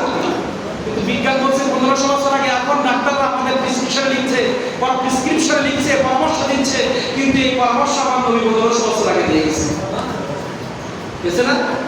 আজকে আপনি আমি গবেষণা করে ওপেন হার্ট সার্জারি করছি, কিন্তু ওপেন হার্ট সার্জারি 4 বছর বয়স থেকে আমার নবীজি শুরু হয়ে গেছে। 4 বছর 6 বছর 1500 বছর আগে 4 বার আমার নবীর ওপেন হার্ট সার্জারি হয়েছে। তোমরা কি করবা? নবী বলতে করে দিয়ে গেছে open heart surgery. Open heart surgery আমার নবীজি করে গিয়েছেন। এখন বিজ্ঞান বলছে রাতের প্রথম অংশে খানা খাও, খানা খেয়ে অল্প খাও, পেটকে 4 ভাগ করো, পেট পুরো খেও না, তাহলে ডায়াবেটিস প্রেশার হবে। যদি সুন্নাহ তরিকায় আপনি খেতে পারেন, তাহলে ডায়াবেটিস প্রেশার আমাকে অ্যাটাক করবে না। কিন্তু পেটকে খালি করে খেতে বলেছেন মুহাম্মদুর রাসূলুল্লাহ। বিজ্ঞান ভিত্তিক সুন্নাতের বই বেরিয়েছে, আমার লাইব্রেরিতে আছে। 80,000 টাকার কিতাব কিনেছি অল্প বয়সে। খুলনায় 10 বছর ইমামতি করতে গিয়ে বিভিন্ন মুসল্লিদের সহযোগিতায় যে বইগুলো কিনেছি, এখন একটা লাইব্রেরি করেছি, উন্মুক্ত লাইব্রেরি। সেখানে একটা কিতাব আছে রাসূলের সুন্নাহ নিয়ে বৈজ্ঞানিকদের গবেষণা। 65,000 উপরে আমার নবীজির মুজিজা। কত? 300 মুজিজা এখন বাংলায় বের হয়েছে, কিন্তু আরবিতে 65,000 উপরে মুজিজা আমার নবীজি। লক্ষ লক্ষ সুন্নাহ আমার নবীজি রেখে গেছেন, কিন্তু গবেষণা করে আমরা 30-40 টাকা না 5টা সুন্নাহ আমাদের মধ্যে না। আমার আল্লাহ রাব্বুল আলামিন বললেন তোমার জীবন তোমার স্ত্রীর সাথে মনোমালিন্য হয়, স্ত্রীর সাথে মহব্বত হয় না, আমার নবীর সুন্নাহ আমল শুরু করে দাও, স্ত্রী তোমাকে মহব্বত করা শুরু করে দিবে। কারণ স্ত্রী স্বামীর মধ্যে মহব্বত দিবে রাহমাতুল লিল আলামিন। তুমি বিবাহ বন্ধনে আবদ্ধ হয়েছ, তোমার স্ত্রীর মালিক আমি, তোমার মালিক আমি, কিন্তু স্বামী স্ত্রীর মধ্যে মহব্বত দেবে রাসূলের সুন্নাহ।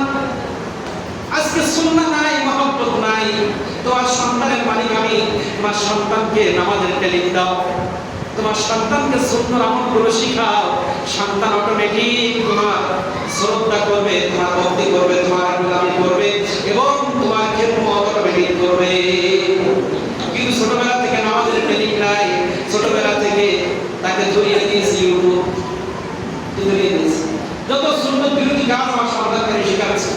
আর সন্তানদের আপনি প্রত্যেকটা জায়গায়, আমি তো সব জায়গায় কাজ করতে পারবো না, একেবারে বিচার বিভাগ থেকে শুরু করে প্রধানমন্ত্রীর চেয়ার থেকে শুরু করে মন্ত্রীর চেয়ার থেকে শুরু করে র্যাব বাহিনী, বিমান বাহিনী, নৌবাহিনী বলেন, আনসার বাহিনী বলেন, পুলিশ বাহিনী বলেন, প্রত্যেকটা জায়গায় যে যে অবস্থানে আছে ওইখান থেকে যদি আমার নবীর সুন্নাহ মানতে পারে, প্রত্যেকটি জায়গা থেকে তারা জান্নাতে হয়ে যাবে। সুবহানাল্লাহ। প্রত্যেক জায়গায় আজকে যদি নবীর সুন্নাহ মানতে, নবীর সুন্নাহ কি আয়না ঘর বানানো, এটা নবীর সুন্নাহ না। মামলা হওয়ার আগে রিমান্ডে দেওয়া নবীর সুন্নাহ। অন্যায় ভাবে প্রকাশ্যে পাবলিকের সামনে ধরে আদালতে ওঠাতে হবে, তার যদি অন্যায়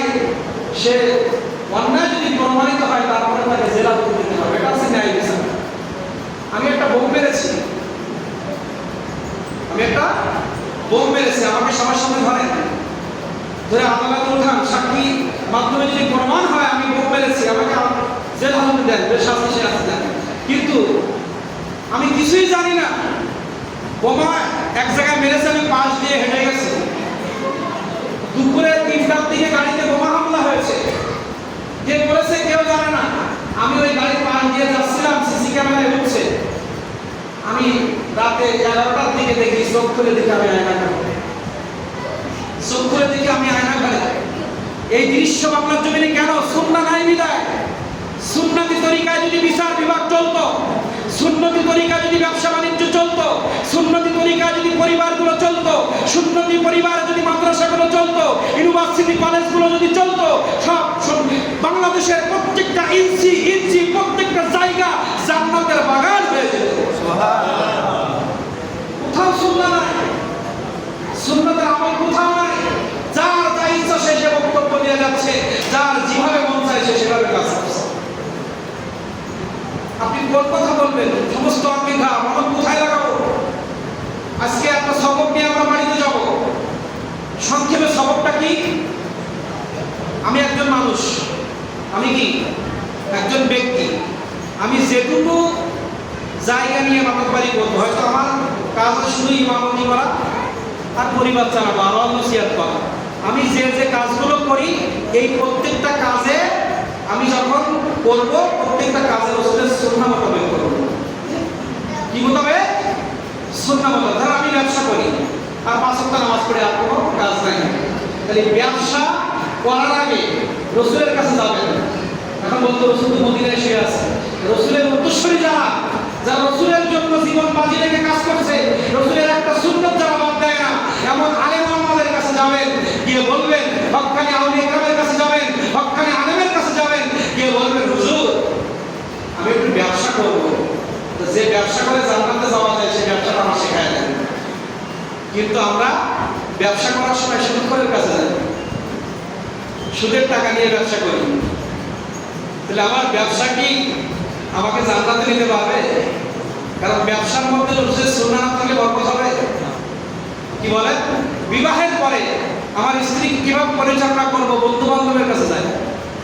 আমার বন্ধু বান্ধব বলছে উপরে মাথার উপরে কাপড় টাপড় দেওয়ার দরকার নাই, যেগুলো বাইরে তোর বউ তো সুন্দরী, বাইরে একটু চলাফেরা করা নাই, আমাদের মান সমাজ থাকে না, তোর বউটা কেমন প্রচার করতে পারে না। আর হুজুর বলছে একটু বোরকা টোরকা পরাও, আর বোরকা পরালে হুজুর বলছে রসুলের কথা, আর বন্ধু বান্ধব বলছে পশ্চিমাদের কথা, শয়তানের কথা। আপনি কোনটা শুনবেন? প্রত্যেকটা জায়গায় প্রত্যেকটা অবস্থানে আমরা কোরআন এবং সুন্নাহ মোতাবেক চলবো। আল্লাহ তাআলা শোনায় সুহাগা করে দিলেন। কি করলেন? শোনায় সুহাগা করে দিলেন। আল্লাহ রাব্বুল আলামিন বললেন, লাকাদ মান্নাল্লাহু আলাল মুমিনিন। হে পৃথিবীর মানুষ, আমি চন্দ্র সৃষ্টি করে আসমান সৃষ্টি করে আমি তোমাদের উপরে অনুগ্রহ করেছি, এটা আমি বলি নাই। কিন্তু আমি রাহমাতুল লিল আলামিন, আমার নবী মুহাম্মদুর রাসূলুল্লাহ মুহাম্মদুর রাসূলুল্লাহকে পৃথিবীর জমিনে পাঠিয়ে আমি বড় অনুগ্রহ করেছি, কারণ আমার রাসূলের কাছে আসতে দেরি, জান্নাতে যেতে দেরি করবা না। রাসূলের কাছে যাওয়া মানে যাও না অটোমেটিক আপনার আসেন। আমরা যে মিলাদুন নবী করছি, এটা দলিল কি? আমরা কি পেয়ে খুশি হব আর কি পেয়ে খুশি হব না, এটা জানার দরকার আছে না? আমরা অনেক খুশি করি, জন্মদিন পালন করি, সন্তানের স্ত্রীর বিবাহ বার্ষিকীটা পালন করি, কলমাখালি করি, অনেক কিছু করি, কিন্তু আল্লাহ তাআলা কোন কাজে খুশি হতে বলেছেন আর কোন কাজে খুশি হতে বলেন না, এটা জানার দরকার আছে না? দরকার আছে। আল্লাহ রাব্বুল আলামিন ঘোষণা দিলেন, কুল বিফাদলিল্লাহ, আল্লাহু আকবার, সুবহানাল্লাহ। এটা আমরা নারাফলা দেই, তুমি আসতেছে তো, ইয়া রাসূলুল্লাহ ইয়া হাবিবাল্লাহ, সবাই একসাথে বলি, ইয়া রাসূলুল্লাহ ইয়া হাবিবাল্লাহ, ইয়া রাসূলুল্লাহ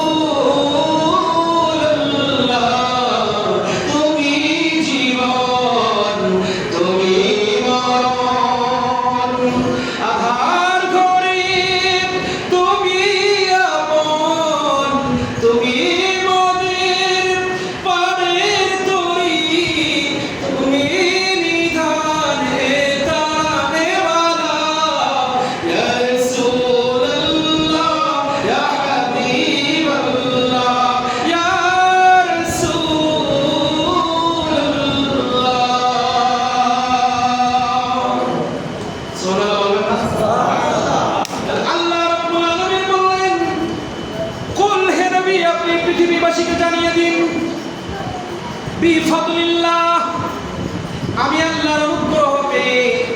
বিরাহমাতিহি আমার করুণা পেয়ে ফাবিযালিকা ফালিয়াফরাহু তারা যেন খুশি হয়ে যায়, তারা যেন আনন্দ প্রকাশ করে, আনন্দ উল্লাস করে। ওয়া হুয়া খায়রুম মিম্মা ইয়াজমাউন।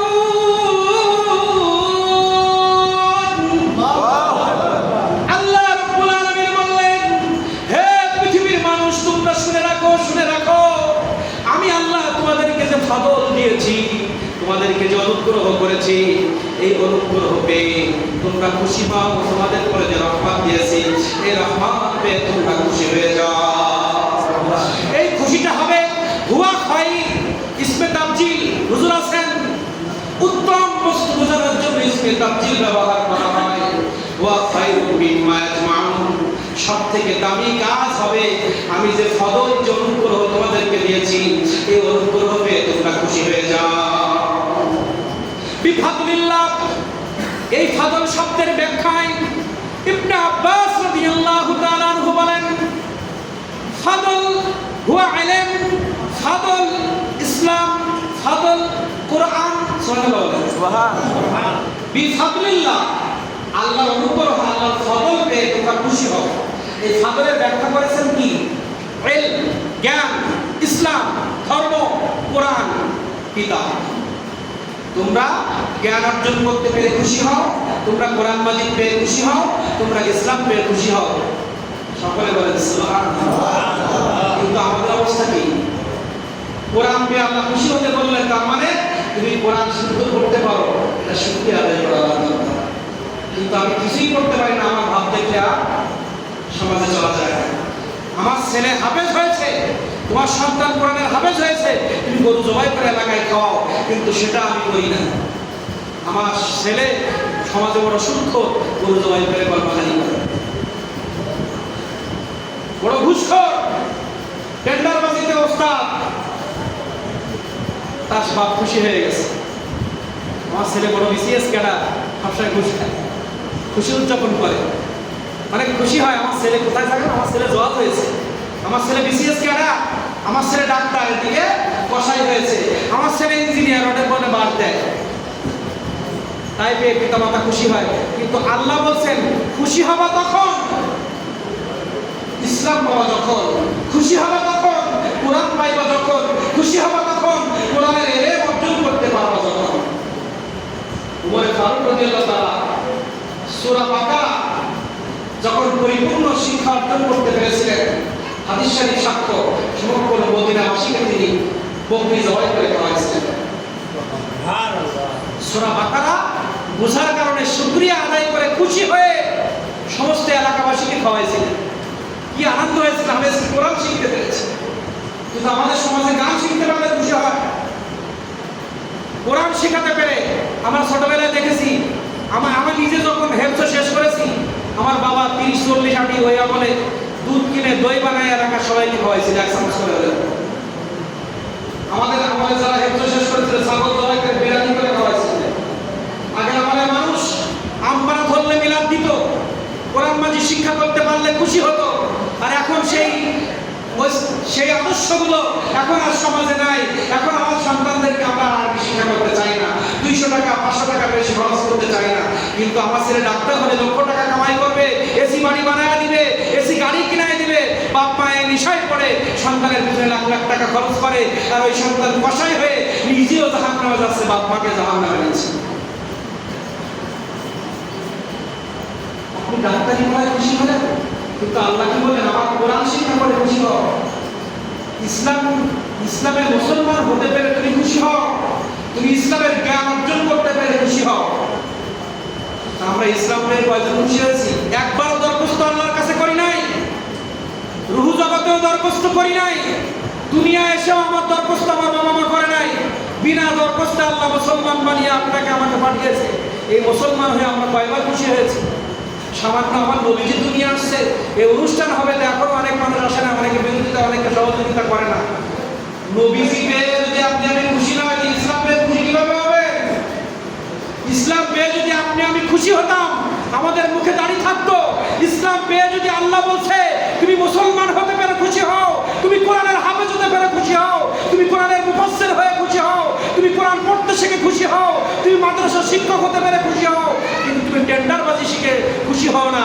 ইসলাম পেয়ে খুশি মানে ইসলামের সমস্ত বিধিবিধান তুমি পেয়ে খুশি হও, কিন্তু খুশি হওয়া মানে নামাজ পড়তে ভালো লাগা, যাকাত ঠিকঠাক ভাবে দিতে ভালো লাগা, পিতামাতার খেদমতের মধ্যে মজা পাওয়া, স্ত্রীকে পর্দার মধ্যে রাখতে পারার ভিতরে মজা পাওয়া, এটাই কি ইসলাম পেয়ে খুশি? ইসলাম পেয়ে খুশি মানে কি? আপনি আনন্দ মিছিল করবেন, আপনি ঝেড়ি দিয়ে সমাজে বলবেন আমি মুসলমান। ইসলাম পেয়ে আমি খুশি না বেজার, এটা আপনার আমার কালচার, আপনার আমার বডি ল্যাঙ্গুয়েজ বলে দিন। আপনি যদি ঠিকমতো নামাজ না পড়েন, আল্লাহর কাছে আপনি ইসলাম পেয়ে খুশি হয়েছেন, এটা আল্লাহর কাছে লিখিত হবে না।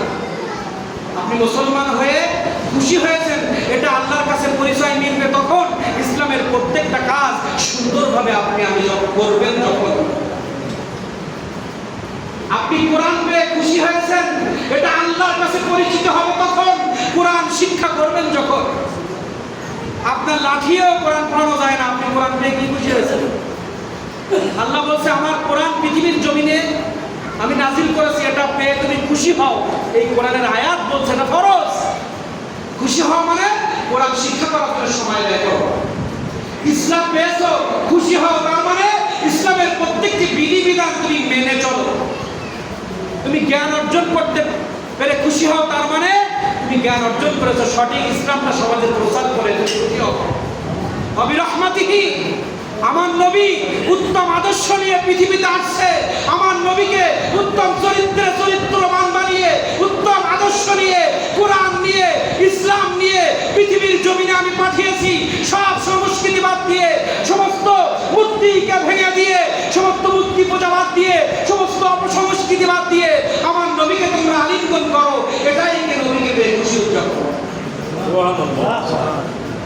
এটা নবীকে পেয়ে খুশি হয়েছে। শুধু এই মিলাদুন্নবীর অনুষ্ঠান করে এটা খুশি নয়।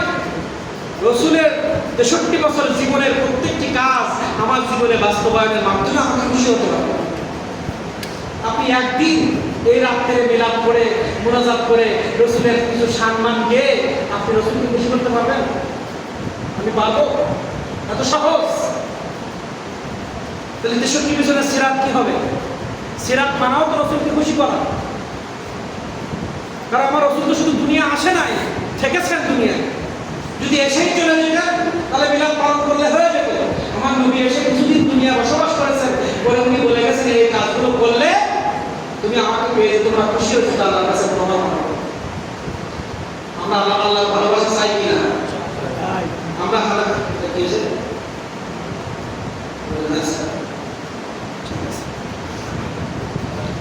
আমরা রসুলকে পেয়ে খুশি কিনা বলেন? সবাই কথা বলবেন। আমরা রসুলকে পেয়ে খুশি না বেজার? আমরা আল্লাহর বান্দা হতে পেরে খুশি না বেজার? আমরা মুসলমান হয়ে খুশি না বেজার? আমরা মুসলমান হয়ে খুশি না বেজার? আমরা কোরআন পেয়ে খুশি না বেজার? এখন প্রমাণ হবে খুশি না বেজার। আল্লাহ তাআলা বললেন কুল বিফদলিল্লাহ,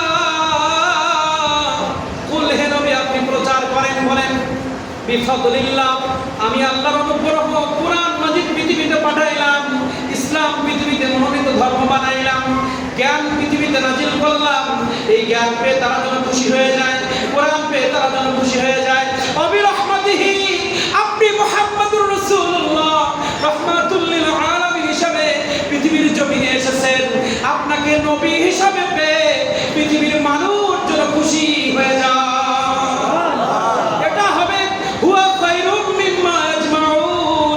পৃথিবীর মধ্যে যত প্রকার খুশি আছে, সমস্ত খুশির মধ্যে সব থেকে দামি খুশি হবে এটা।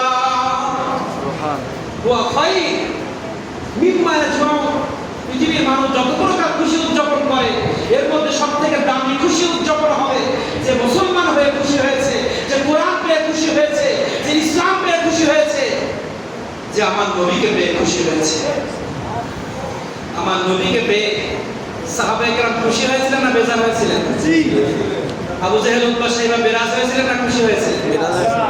তাহলে আমার নবীকে পেয়ে যারা খুশি হয়েছে তারা জান্নাতি হয়েছে, আমার নবীজিকে পেয়ে যারা বেরাজ হয়েছে তারা জাহান্নামী হয়েছে। এক কথায় উত্তর।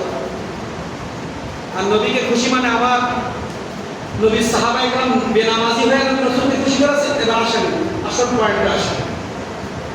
আমার রাসূলের সাহাবীরা শুধু মিলাদুন নবী পালন করে কি রাসূলকে খুশি করেছিলেন? খুশি করে জান্নাত হয়েছে? আমার নবীজি হাতে হাত রেখে যখন বলেছেন, হে মুহাম্মদুর রাসূলুল্লাহ, আপনি কলেমা পড়ে আমাকে মুসলমান বানায় দেন, রাসূল করিম সাল্লাল্লাহু আলাইহি ওয়াসাল্লামের তেলাওয়াত, ওমর ফারুক রাদিয়াল্লাহু তাআলা আনহুর পুরের তেলাওয়াত, যখন কোরআন মাজিদের তেলাওয়াত হজের মৌসুমে আমার নবীজি উচ্চস্বরে পড়তেন, যেখানে আবু জেহেল, উতবা, শাইবা, কুফফারে মক্কা তারা সংসদীয়ভাবে নীতিমালা তৈরি করেছিল, মক্কার জমিনে উচ্চস্বরে কোরআন প্রচার করা নিষিদ্ধ। এই তোমরা সবাই ঐক্যবদ্ধ হও, হজের মৌসুমে যখন সমগ্র বিশ্ব থেকে মানুষ আসে, এই পাগলটা ওই কাবা শরীফের সামনে দাঁড়িয়ে সুন্দর কণ্ঠে কোরআন প্রচার করে, মানুষ দলে দলে মুসলমান হয়, এই পাগলকে কোরআন প্রচার করতে দিতে বাধা দিতে হবে। কে বলেছিলেন? মুহাম্মদ রাসূলুল্লাহকে কোরআন প্রচার করতে নিষিদ্ধ ঘোষণা করেছিলেন কে? একটু মিলিয়ে দেখেন। এখন বর্তমান বিশ্বে কোরআন মাজিদের তাফসীর যখন হয়, এক শ্রেণীর মানুষ বাধা দেয়। আবু জেহেলের রক্ত আছে না? মক্কায় সংসদে এরকম বিল পাস করেছে, মানে নীতিমালা তৈরি করেছে যে মক্কায় উচ্চস্বরে কোরআন মাজিদ তেলাওয়াত নিষিদ্ধ। যখন দেখলো তেলাওয়াত শুনে দলে দলে মুসলমান হচ্ছে, দলে দলে কি হচ্ছে? মুসলমান হচ্ছে। সূরা নাহলে 70 নম্বর আয়াতটা বাড়ি গিয়ে পড়বেন, এখন আমি তাফসীর করতে যাচ্ছি না, আমি শুধু বলে দিলাম। সূরা নাহলে 90 নম্বর আয়াত, সূরা নাহলে বাসায় গিয়ে পড়বেন। এই একটা আয়াত যখন নাযিল হয়েছিল, হাজার হাজার কাফের মুসলমান হয়েছিল। আর এই নাহলের এই আয়াতের মধ্যে বিশ্ব পরিচালনার একটা মিশন আল্লাহ তাআলা ঘোষণা করেছিলেন, যে এই 6টা ধাপ পৃথিবীর মানুষ যদি মানতে পারে তারা কি হবে? জান্নাতি হবে। এই মিশন আমার নবীজি মেনেছিলেন। আর এই মিশন ওই সময় আরবি ভাষা মানুষ জানতো। যখন আমার নবীজি সুন্দর কণ্ঠে তেলাওয়াত করে শোনাইছিলেন, এই তেলাওয়াতের অর্থ শুনে সমগ্র বিশ্বের ওই আমলে কাফের বড় বড় কাফের লিডাররা বলতে বাধ্য হয়েছে, আমরা যেভাবে দেশ চালাই এরকম নিয়ম নীতি তো কোনোদিন শুনি নাই। হাজার বছর ধরে এই রাষ্ট্র চলছে, কিন্তু এত সুন্দর নিয়ম নীতি রাষ্ট্র পরিচালনার ক্ষেত্রে কেউ তো কোনোদিন পরামর্শ দেয় নাই। এটা খোদ আল্লাহ তাআলার পক্ষ থেকে আসছে। আমরাও আমাদের সমাজে এই মিশন বাস্তবায়ন করব। কোরআনের একটা আয়াত তেলাওয়াত শুনে হাজার হাজার মানুষ মুসলমান হয়েছে। তাহলে কোরআন পেয়ে যারা খুশি হয়েছে তারা জান্নাতি হয়েছে। আল্লাহ তাআলা বলছেন, কোরআন আমার নবীজি পড়তেছে, তোমরা শুনে খুশি হও, তোমরা একটু কোরআন পড়া শিখো, ইসলাম পেয়ে খুশি হও। তারা ইসলামের প্রত্যেকটি বিধিবিধান তুমি মেনে চলো। কেন চলবো না? আল্লাহ রাব্বুল আলামিন বললেন, ইন্নাদ দীনা ইনদাল্লাহিল ইসলাম।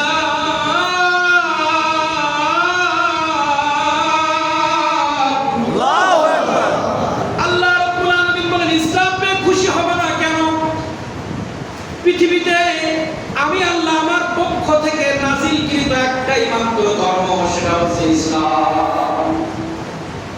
ইসলাম বাদে যত সংস্কৃতি, যত ধর্ম পৃথিবীতে পালন করা হয়, সব শয়তানের পরামর্শ বানানো। আপনি যদি আল্লাহকে মানি, আল্লাহ আমাদের রব, এটা যদি আপনার আমার গর্বে একবার না দেয়, তাহলে মুসলমানের কাজের বাইরে যাওয়ার কোনো সুযোগ নাই। কারণ আল্লাহ আসমান থেকে ঘোষণা দিয়েছেন, আসমান থেকে নাযিলকৃত একটা মাত্র ধর্ম, সেটার নাম হচ্ছে কি? ইসলাম। ইসলামের খুশি না বেজার? একটাই ধর্ম, সেটা কি? ইসলাম। আল্লাহর কাছে ওমান ইয়াবতাগি গায়রাল ইসলামি দীনান ফাহুয়া ইউকবাল মিন। ইসলাম যেটা বলে এটার বাইরে কোনো কাজের মধ্যে সামান্যতম কোনো নেকি নাই। কি নাই? ইসলাম যেটা বলে না, এটা যদি আমি মান্য করি, এর মধ্যে গুনাহ ছাড়া সামান্য কোনো নেকি নাই। ইসলামের বাইরে কোনো সংস্কৃতির মধ্যে একটাও নেকি নাই। যত নেকি, যত ফায়দা, যত বারাকাত, সব শরীয়তের মধ্যে আল্লাহ তাআলা দিয়ে দিয়েছেন। একটা আয়াতে বললেন, ইসলাম ধর্ম আমার নিজের, আমি আল্লাহ, আমার নিজের ধর্ম কি? ইসলাম। প্রত্যেকটা নবীর ধর্মও হবে ইসলাম। যারা আমাকে মান্য করবে তাদের একটাই ধর্ম হবে ইসলাম। রমায়াতুল গায়রুল ইসলামি দীনান, এই আয়াত নাযিল হয়েছে আমলের ক্ষেত্রে। আর আগে যে আয়াত পড়েছে বলেছি এটা ধর্মকে আল্লাহ তাআলা সিল মেরে দিয়েছেন। একটাই ধর্ম পৃথিবীতে চলবে, একটাই ধর্মের প্রচার পৃথিবীতে হবে, সেটা হচ্ছে ইসলাম ধর্ম। আর আজকে ইসলাম ধর্ম প্রচারের ক্ষেত্রে আমাদের যত গড়িমসি লুকোচুরি, আর সব ধর্ম আরামসে চলছে সমগ্র বিশ্বে। বিভিন্ন ধর্মের প্রচার একেবারে ভালোভাবে চলছে। আর যে ধর্মের প্রচার ছাড়া আল্লাহ কোন ধর্মের প্রচার করতে আমাদেরকে নিষেধ করেছেন, যারা মুসলমান তারা শুধু একটাই ধর্মের প্রচার করবে, সেটা হচ্ছে ইসলাম। অন্য কোনো প্রচার তারা করতে পারবে না। কিন্তু দেখা যায় স্কুল, কলেজ, ইউনিভার্সিটিতে এমন কিছু সংস্কৃতি পালন করা হয় যেটা ডাইরেক্ট ইসলামে নিষিদ্ধ। তারাও মুসলমানের সন্তান, বিসিএস ক্যাডার তারাও মুসলমানের সন্তান, ইউনিভার্সিটিতে যারা শিক্ষকতা করছে তারাও মুসলমানের সন্তান। কিন্তু আল্লাহ তাআলা বলছেন তুমি যদি মুসলমান হয়ে চলো তাহলে তুমি কোথাও ইসলামের বাইরে কোনো সংস্কৃতি পালন করতে পারবা। একটা সিল মেরে দিয়েছে। কিন্তু আমরা মুসলমান হয়ে বিয়ে বাড়িতে গান বাজনা বাজায়, অনেক মসজিদে তাহাজ্জুদ খুতবা আছে, তাবলীগ জামাতের আমির আছে, অনেক ইসলামী আন্দোলন করা লোক আছে, অনেক ব্যক্তি আছে বাবা রে মিলাদুন নবী হলে চোখের পানি ফেলায়, রসুলের ইশকে চোখের পানি ফেলায়, তকবীর দিতে দিতে মুখে ফেনা উঠে যায়, কিন্তু তার মেয়ের বিয়েতে ডেক বাজায়। কোথায় পেলেন? আল্লাহ বলছে একটাই ধর্ম আমার পক্ষ থেকে পৃথিবীতে গেছে, তার নাম কি? ইসলাম। সিল, আর কোনো ধর্ম চলবে না। এবার আসেন, আমি মুসলমান ধর্ম মানি, ঠিক আছে, আমি কর্ম যদি বিতর্কিত করে অসুবিধা কি হয়? এই কর্ম সম্পর্কে আল্লাহ আয়াত নাযিল করে সিল মেরে দিয়েছেন, ওয়ামাই ইয়াবতাগি গায়রাল ইসলামি দীনান ফাহুয়া ইউকবালা মিন। ইউকবালা মানে কবুল করা হবে না, গায়রা মানে অন্য, ইসলাম বাদে অন্য কোনো পথে যদি তুমি দুনিয়ায় জীবন যাপন করো এইটা আমার কাছে অ্যাকসেপ্ট হবে না, গ্রহণযোগ্য পাবে না। কারণ আল্লাহ রাব্বুল আলামিন ঘোষণা দিয়েছেন পৃথিবীতে তোমাকে পাঠিয়েছি শুধুমাত্র আমার গোলামি করার জন্য। ওমা খালাকতুল জিন্না ওয়াল ইনসা ইল্লা লিয়াবুদুন। আমি পৃথিবীতে শুধুমাত্র আমি রব, আমি আল্লাহ আমার গোলামি করার জন্য তোমাকে পাঠিয়েছি। আর তোমার গোলামি হবে ইসলামকে কেন্দ্র করে, তোমার গোলামি হবে কোরআন মাজিদকে কেন্দ্র করে, তোমার গোলামি হবে রাসূলকে কেন্দ্র করে। রাসূল যেটা পারে না সেখানে গোলামি নাই, ইসলাম যেটা পারে না সেখানে কোনো কাজ নাই, কোরআন যেটা পারে না সে পথে কোনো কাজ নাই। আল্লাহ তাআলা বলছেন ইসলাম যেটা পারে না, কোরআন যেটা পারে না, নবীজি যেটা পারে না, ওই পদ্ধতিতে যদি তুমি আমল করো তোমার আমলটা বাতিল ঘোষণা হবে। ঠিক।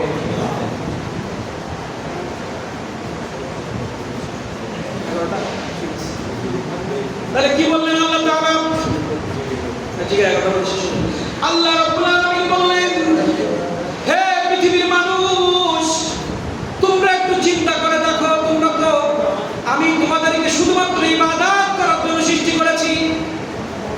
নামাজ ইবাদত, হজ ইবাদত, যাকাত ইবাদত, পিতামাতার খেদমত ইবাদত, বিবাহ শাদী ইবাদত, সন্তানকে লালন পালন করা ইবাদত, আত্মীয়র সাথে সম্পর্ক বজায় রাখা ইবাদত, চাকরি করা ইবাদত, ব্যবসা করা ইবাদত, ঘুমানো ইবাদত, বাইরে যাওয়া ইবাদত, পানি খাওয়া ইবাদত, খানা খাওয়া ইবাদত। আপনি জন্ম থেকে মৃত্যুর আগ পর্যন্ত যত সেকেন্ড, যত মিনিট, যত দিন আপনার হায়াতের মধ্যে আপনি পাবেন, প্রত্যেকটা সেকেন্ড, প্রত্যেকটা মিনিট, প্রত্যেকটা ঘন্টা, মাস, বছর সব কিছু আল্লাহর গোলামির মধ্যে থাকাই হচ্ছে ইবাদত। আমরা মনে করি আযান দিলে মসজিদে নামাজ পড়লে আমরা ইবাদত হয়ে গেল না। 24 ঘন্টা আপনি ঘুমাতে যাবেন, আল্লাহর নাম নিয়ে ঘুমাতে যাবেন, সারা রাত ঘুমাতে যাবেন। সিনেমা দেখতে ঘুমাবেন, সারা রাত ঘুমাবেন। সিনেমা দেখা এটা ইসলামে না, আমাদের গয়র ইসলাম। ইসলাম বলছে ঘুমাতে যাওয়ার সময় সূরা ইখলাস পড়ো, দুরূদ শরীফ পড়ে ঘুমাতে যাও। আর শয়তান বলছে ঘুমাতে যাওয়ার সময় সিরিয়াল দেখতে দেখতে ঘুমাও। তাহলে আমি কোন পথে আছি? আমার এই সারা রাতটা কি ইসলামের পক্ষে গেল না শয়তানের পক্ষে গেল?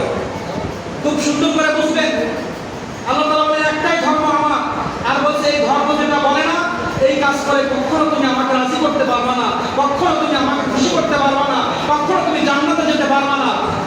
এখন বলেন 24 ঘন্টা যদি ইবাদতের আপনি রাস্তা দিয়ে হাঁটছেন, সুবহানাল্লাহ আলহামদুলিল্লাহ বলবেন, মুরব্বীদের দেখা হলে সালাম দিবেন, ছোট বাচ্চাদের মাথায় একটু হাত বুলিয়ে দোয়া করবেন, বড় মুরব্বীদের দেখলে আসসালামু আলাইকুম বলে সম্মান করবেন, আপনার ওই পুরো সময়টা ইবাদত হয়ে যাবে। আপনি মুরব্বীদের দেখলে বেয়াদবি করবেন, ছোট বাচ্চাদের দেখলে ধিক্কার দিবেন, রাস্তার মধ্যে প্রসব করবেন, পায়খানা করবেন, অর্থদায়ক বস্তু দিয়ে আপনি চলে যাবেন, আপনার এই পুরো সময়টা শয়তানের পক্ষে কাজ করার আমল নামায় যাবে। কি হবে? তাহলে একটা ইবাদত আর একটা কি শয়তানের কাজ। তাহলে আল্লাহ তাআলা বললেন 24 ঘন্টা ইসলামের রুলস অনুযায়ী তোমাকে চলতে হবে, ওইটা আল্লাহর কাছে ইবাদত হিসাবে গণ্য হবে। আর ইসলামের বাইরে যদি তুমি চলো, ওটা শয়তানের গোলামি হবে। এখন আপনি খানা খাচ্ছেন, খানা খাওয়ার সময় খানাটা যদি হারাম টাকা হয়, ইবাদত হবে? এবার প্রত্যেকটা সেকশন মিলান। আপনি চাকরিতে বসছেন, আপনার কাছে একটা ফাইল আসছে, যে চাকরি পাওয়ার যোগ্য, যে মানটা পাওয়ার যোগ্য, সেটা তাকে না দিয়ে আরেক টাকার বিনিময়ে আরেকজনকে দিলে, ওটা কি শয়তানের কাজ হবে না আপনার কাজ হবে? ওটা বলছে ইসলাম। ইসলাম যেটা সাপোর্ট করে না, ওই পদ্ধতিটা আপনি যত ইবাদত করবেন, কোন ইবাদত আল্লাহর কাছে পৌঁছাবে না। এবার আপনি আমার জীবন মিলাই, আমরা 24 ঘন্টা যে ইবাদত করতেছি, ঘুম, নামাজ, নামাজের মধ্যে কি করি? এই চুলকানো, এই চুলকানো, ব্যবসার চিন্তা করা, এই চিন্তা করা, হাত পকেটে দাঁড়াও, আমার পাশে অমুক কেন, তার সাথে আমার রাগারাগি, এসব সব কি শয়তানের কাজ না? মসজিদে আসবেন মানে 5টা সুন্নাত পালন করে ঢুকবেন, এতে কাপের নিয়ে বিসমিল্লাহ বলবেন, মসজিদে ঢোকার সময় ডান পা আগে বিসমিল্লাহ, রাসূল কারীম সাল্লাল্লাহু আলাইহি ওয়াসাল্লামের উপর দুরূদ, এতে কাপ পড়া, আল্লাহুম্মা ইফতাহ লি আবওয়াব রাহমাতিক পড়া, এই 5টা কাজ করে মসজিদে ঢোকার নিয়ম। কিন্তু কোনো আমল তো করি না, আমরা মসজিদে এসে গল্প করি। মসজিদে এসে গল্প করা শয়তানের কাজ না রাসূলের কাজ? সাহাবীদের আদর্শ না শয়তানের আদর্শ? তারা আপনি মুসলমান হয়ে মসজিদের মধ্যে শয়তানের আদর্শ বাস্তবায়ন করেন, তাহলে কিভাবে ইবাদত হবে? প্রত্যেকটা যাকাত দিবেন, শাড়ি লুঙ্গি কিনে নাই ধরে দিচ্ছেন। আমার রাসূল বলছেন এইটা কোনো যাকাত পদ্ধতি না। শয়তানের পদ্ধতি যাকাত দেওয়া কি জানেন? যাকাত দেওয়ার সময় ছবি উঠানো, যাকাত দেওয়ার সময় মাইকিং করা, মানুষকে রোদের মধ্যে খাড়া করে আমি যাকাত দিয়েছি সমগ্র বিশ্বের মানুষ দেখুক, এই পদ্ধতি আছে শয়তানের। আর যাকাতটা সঠিকভাবে গরিব মানুষের বাড়ি দিয়ে কর্মী ফিট করে তাদের মাধ্যমে সে বাড়িতে বসে থাকবে, কারণ যাকাত যিনি পায় তিনি আল্লাহর মেহমান। আল্লাহর মেহমানকে আপনি রোদের মধ্যে খাড়া করে রাখলেন, এটা তো শয়তানি কাজ। কুরবানির গোশত নেওয়ার জন্য লাইন দিবেন, কুরবানির গোশত যে পায় সে আল্লাহর মেহমান, আল্লাহর মেহমানটাকে আপনি খাড়া করে রাখলেন কেন? বাড়ি পর্যন্ত হাঁটালেন কেন? আপনার কাজ ছিল মেহমানদারের মেহমান। আপনার বাড়িতে যদি কোনো মেহমান আসে, আপনি কি গালিগালাজ করবেন? আহলান সাহলান মারহাবা বলে সুন্দর বেডশিট বিছায় সুন্দর খানা দিয়ে তাকে আলিঙ্গন করবেন। কিন্তু আমরা কি করি? সুন্দর মেহমানের আপ্যায়ন করি, কিন্তু আমার ব্যয় বসায় আমার জামাই, আমার জামাইয়ের বন্ধু, আমার খালা ফুফু, তারা আমার আত্মীয়, কুরবানির পশু যে পায় সে তার থেকে আরো দামি। আর যে যাকাতের টাকা আমার কাছে পাওয়ার যোগ্য, এই ব্যক্তিটা আমার জামাই থেকে আরো আপন হওয়া উচিত ছিল। আমার জামাইয়ের সাথে দেখা হলে জামাইকে কত সুন্দর আদর করি, আর একজন যাকাত যে পায় তাকে আমি হেয় প্রতিপন্ন করি, টাকা দেওয়ার সময় নাক ছিটকায়, আরো কত গালিগালাজ। এটা মুসলমানদের কাজ হতে পারে? এটা মুসলমানদের কাজ হতে পারে না। এই দুটো গবেষণা আপনাদের কাছে রেখে গেলাম।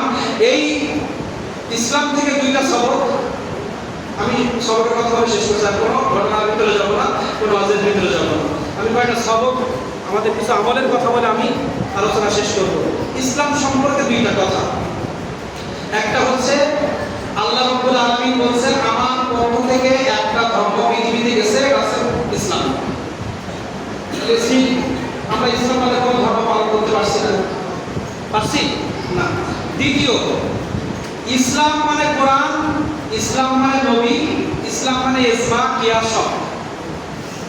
এখন এই ইসলাম যে পদ্ধতিতে ইবাদত করতে বলে না, সেই পদ্ধতিতে ইবাদত করলে আপনার সারা জীবনের কোনো ইবাদত আল্লাহর কাছে গ্রহণযোগ্য হবে না। বুঝে গেছে? নামাজের মধ্যে ইসলাম কিভাবে নামাজ শিখাইছে? ইসলাম মানে নবী, আমার নবী কিভাবে যাকাত পদ্ধতি শিখাইছে, আমার নবী কিভাবে নামাজের ট্রেনিং দিয়েছে, আমার নবীজি কিভাবে স্ত্রী লালন করে শেখায় গেছে, সন্তানদের আমার নবীজি কি শিক্ষা দিতে বলেছেন, সন্তানকে লালন করা ইবাদত, স্ত্রী খানা পেনা দেওয়া ইবাদত, স্ত্রীর মুখের দিকে ভালোবাসার নজরের তাকানো ইবাদত। কিন্তু যত খারাপ নজর স্ত্রীর দিকে আর যত ভালো নজর বান্ধবীর দিকে, ও সাইডে এখন যাওয়ার সুযোগ নাই। যত ভালো নজর শাশুড়ির দিকে, আর যত খারাপ নজর নিজের মায়ের দিকে ভালোবাসার নজরে তাকাইলে জান্নাত পাওয়া যাচ্ছে ইসলাম বলছে। আর যত ভালো নজর সব পাড়া প্রতিবেশীর কাছে আর মায়ের কাছে এসে কুনজর, আর এই কুনজরকে আপনাকে আমাকে জান্নাতে দিতে পারবে? তাহলে আমার নজরটা আমি কিভাবে ব্যয় করবো এটা ইসলাম থেকে শিখতে হবে। শয়তানের পরামর্শ কি? মায়ের দিকে খারাপ নজরে তাকাও, এই সন্তান মার মধ্যে যুদ্ধ পাবে, দুইজন খারাপ হবে। শয়তান কি করে জানেন? প্রতিদিন ঘুরে বেড়ায় কোথায় স্ত্রী। আর সব থেকে শয়তানের কাছে ভালো লাগে স্বামী স্ত্রী ঝগড়া। কারণ একটা স্বামী যদি স্ত্রীর সাথে ঝগড়া করতে পারে, ওর জীবনের সব বিপদ শেষ। ইমাম সাহেব যদি স্ত্রীর সাথে ঝগড়া করে, তো এই নামাজের চিহ্ন পরামর্শ স্ত্রীর সাথে ঝগড়া করে চাকরি চেয়ারে শান্তি হবে? সারাদিন কষ্ট করে যদি স্ত্রী হাসি মুখে একটু গা টিপে দেয়, মাথা টিপে দেয়, পোশাকগুলো সুন্দর করে পরিষ্কার করে দেয়, বিছানাটা পরিষ্কার করে, সঙ্গে সঙ্গে পানিটা আগায় দেয়, খাবারটা আমার সামনে উপস্থাপন করে, সারাদিনের সমস্ত ক্লান্তি কিন্তু দূর হয়ে যায়। সারাদিন কষ্ট করে যদি স্ত্রীর কালো মুখ দেখি, সারাদিনের কষ্টটা আরো বেড়ে যাবে। এজন্য স্ত্রীর সুন্দর ব্যবহার এটা বড় নিয়ামত। এটা কি বড় নিয়ামত? এজন্য আমরা প্রত্যেকটা জায়গায় ইসলামকে ফিট করে চলার চেষ্টা করব। এবং আল্লাহ তাআলা বলছেন, কোরআন পেয়েছো, ইসলাম পেয়েছো, নবী পেয়েছো, তোমরা খুশি হও, তারপর নবীর তরিকায় চলো, ইসলাম মেনে চলো, কোরআন শিক্ষা করো। এইগুলো যদি তুমি করো, তুমি জান্নাতি হয়ে যাবে। আর আমাদের হারানো কিছু সুন্নাত, যেটা আমাদের সমাজের মধ্যে এখন আর দেখা যায় না, যে সুন্নাতের মাধ্যমে আল্লাহ তাআলা বলছেন সমস্ত কিছুর রব আমি আল্লাহ, সব কিছু রহমত দিবে আমার নবী। তার মানে আপনি রাস্তা দিয়ে হাঁটছেন, মানে আল্লাহর গোলামির মধ্যে আছেন। আল্লাহ রসুল বলছে সব থেকে উত্তম সুন্নাত রাস্তা দিয়ে কষ্ট দেওয়া, কষ্ট দূর করে দেওয়া। আপনি আমি চলছে, একটা কাটা পড়ে আছে, ইট পড়ে আছে, সরাই দেন, আরেকজনের মুসলমানের উপকার হবে। এই সুন্নাহগুলো এখন আর নাই। রাস্তার সাথে পরিচিত অপরিচিত মানুষের সাথে দেখা হলে হাসি মুখে একটা সালাম দেন, এটা রসুল উত্তম সুন্নাত। প্রত্যেকটা ব্যক্তি সে যে হোক না কেন একটু মুচকে হাসি দেন, দেখবেন তার পরিচয়টা অনেক বড় হয়ে গেছে। আপনার সাথে দীর্ঘদিনের রাগ, কিন্তু একটু মুচকে হাসি দিয়ে একটু সালাম দেন, দেখবেন হৃদয়ের মধ্যে ভ্রাতৃত্ববোধ সৃষ্টি হবে। এই সালামের প্রচলন এখন আস্তে আস্তে উঠে যাচ্ছে। রাস্তা থেকে কষ্টদায়ক বস্তু, ইশারাকে খাওয়া, সকাল সকাল ঘুমাতে যাওয়া, এগুলো সব রসুলের সুন্নাত। পেটকে খালি রেখে খাওয়া, এটাও রসুলের সুন্নাত। কারেকশনকে আপনি কবে জানি বলেন? আচ্ছা আসেন। আখিরি দাওয়া আলহামদুলিল্লাহ।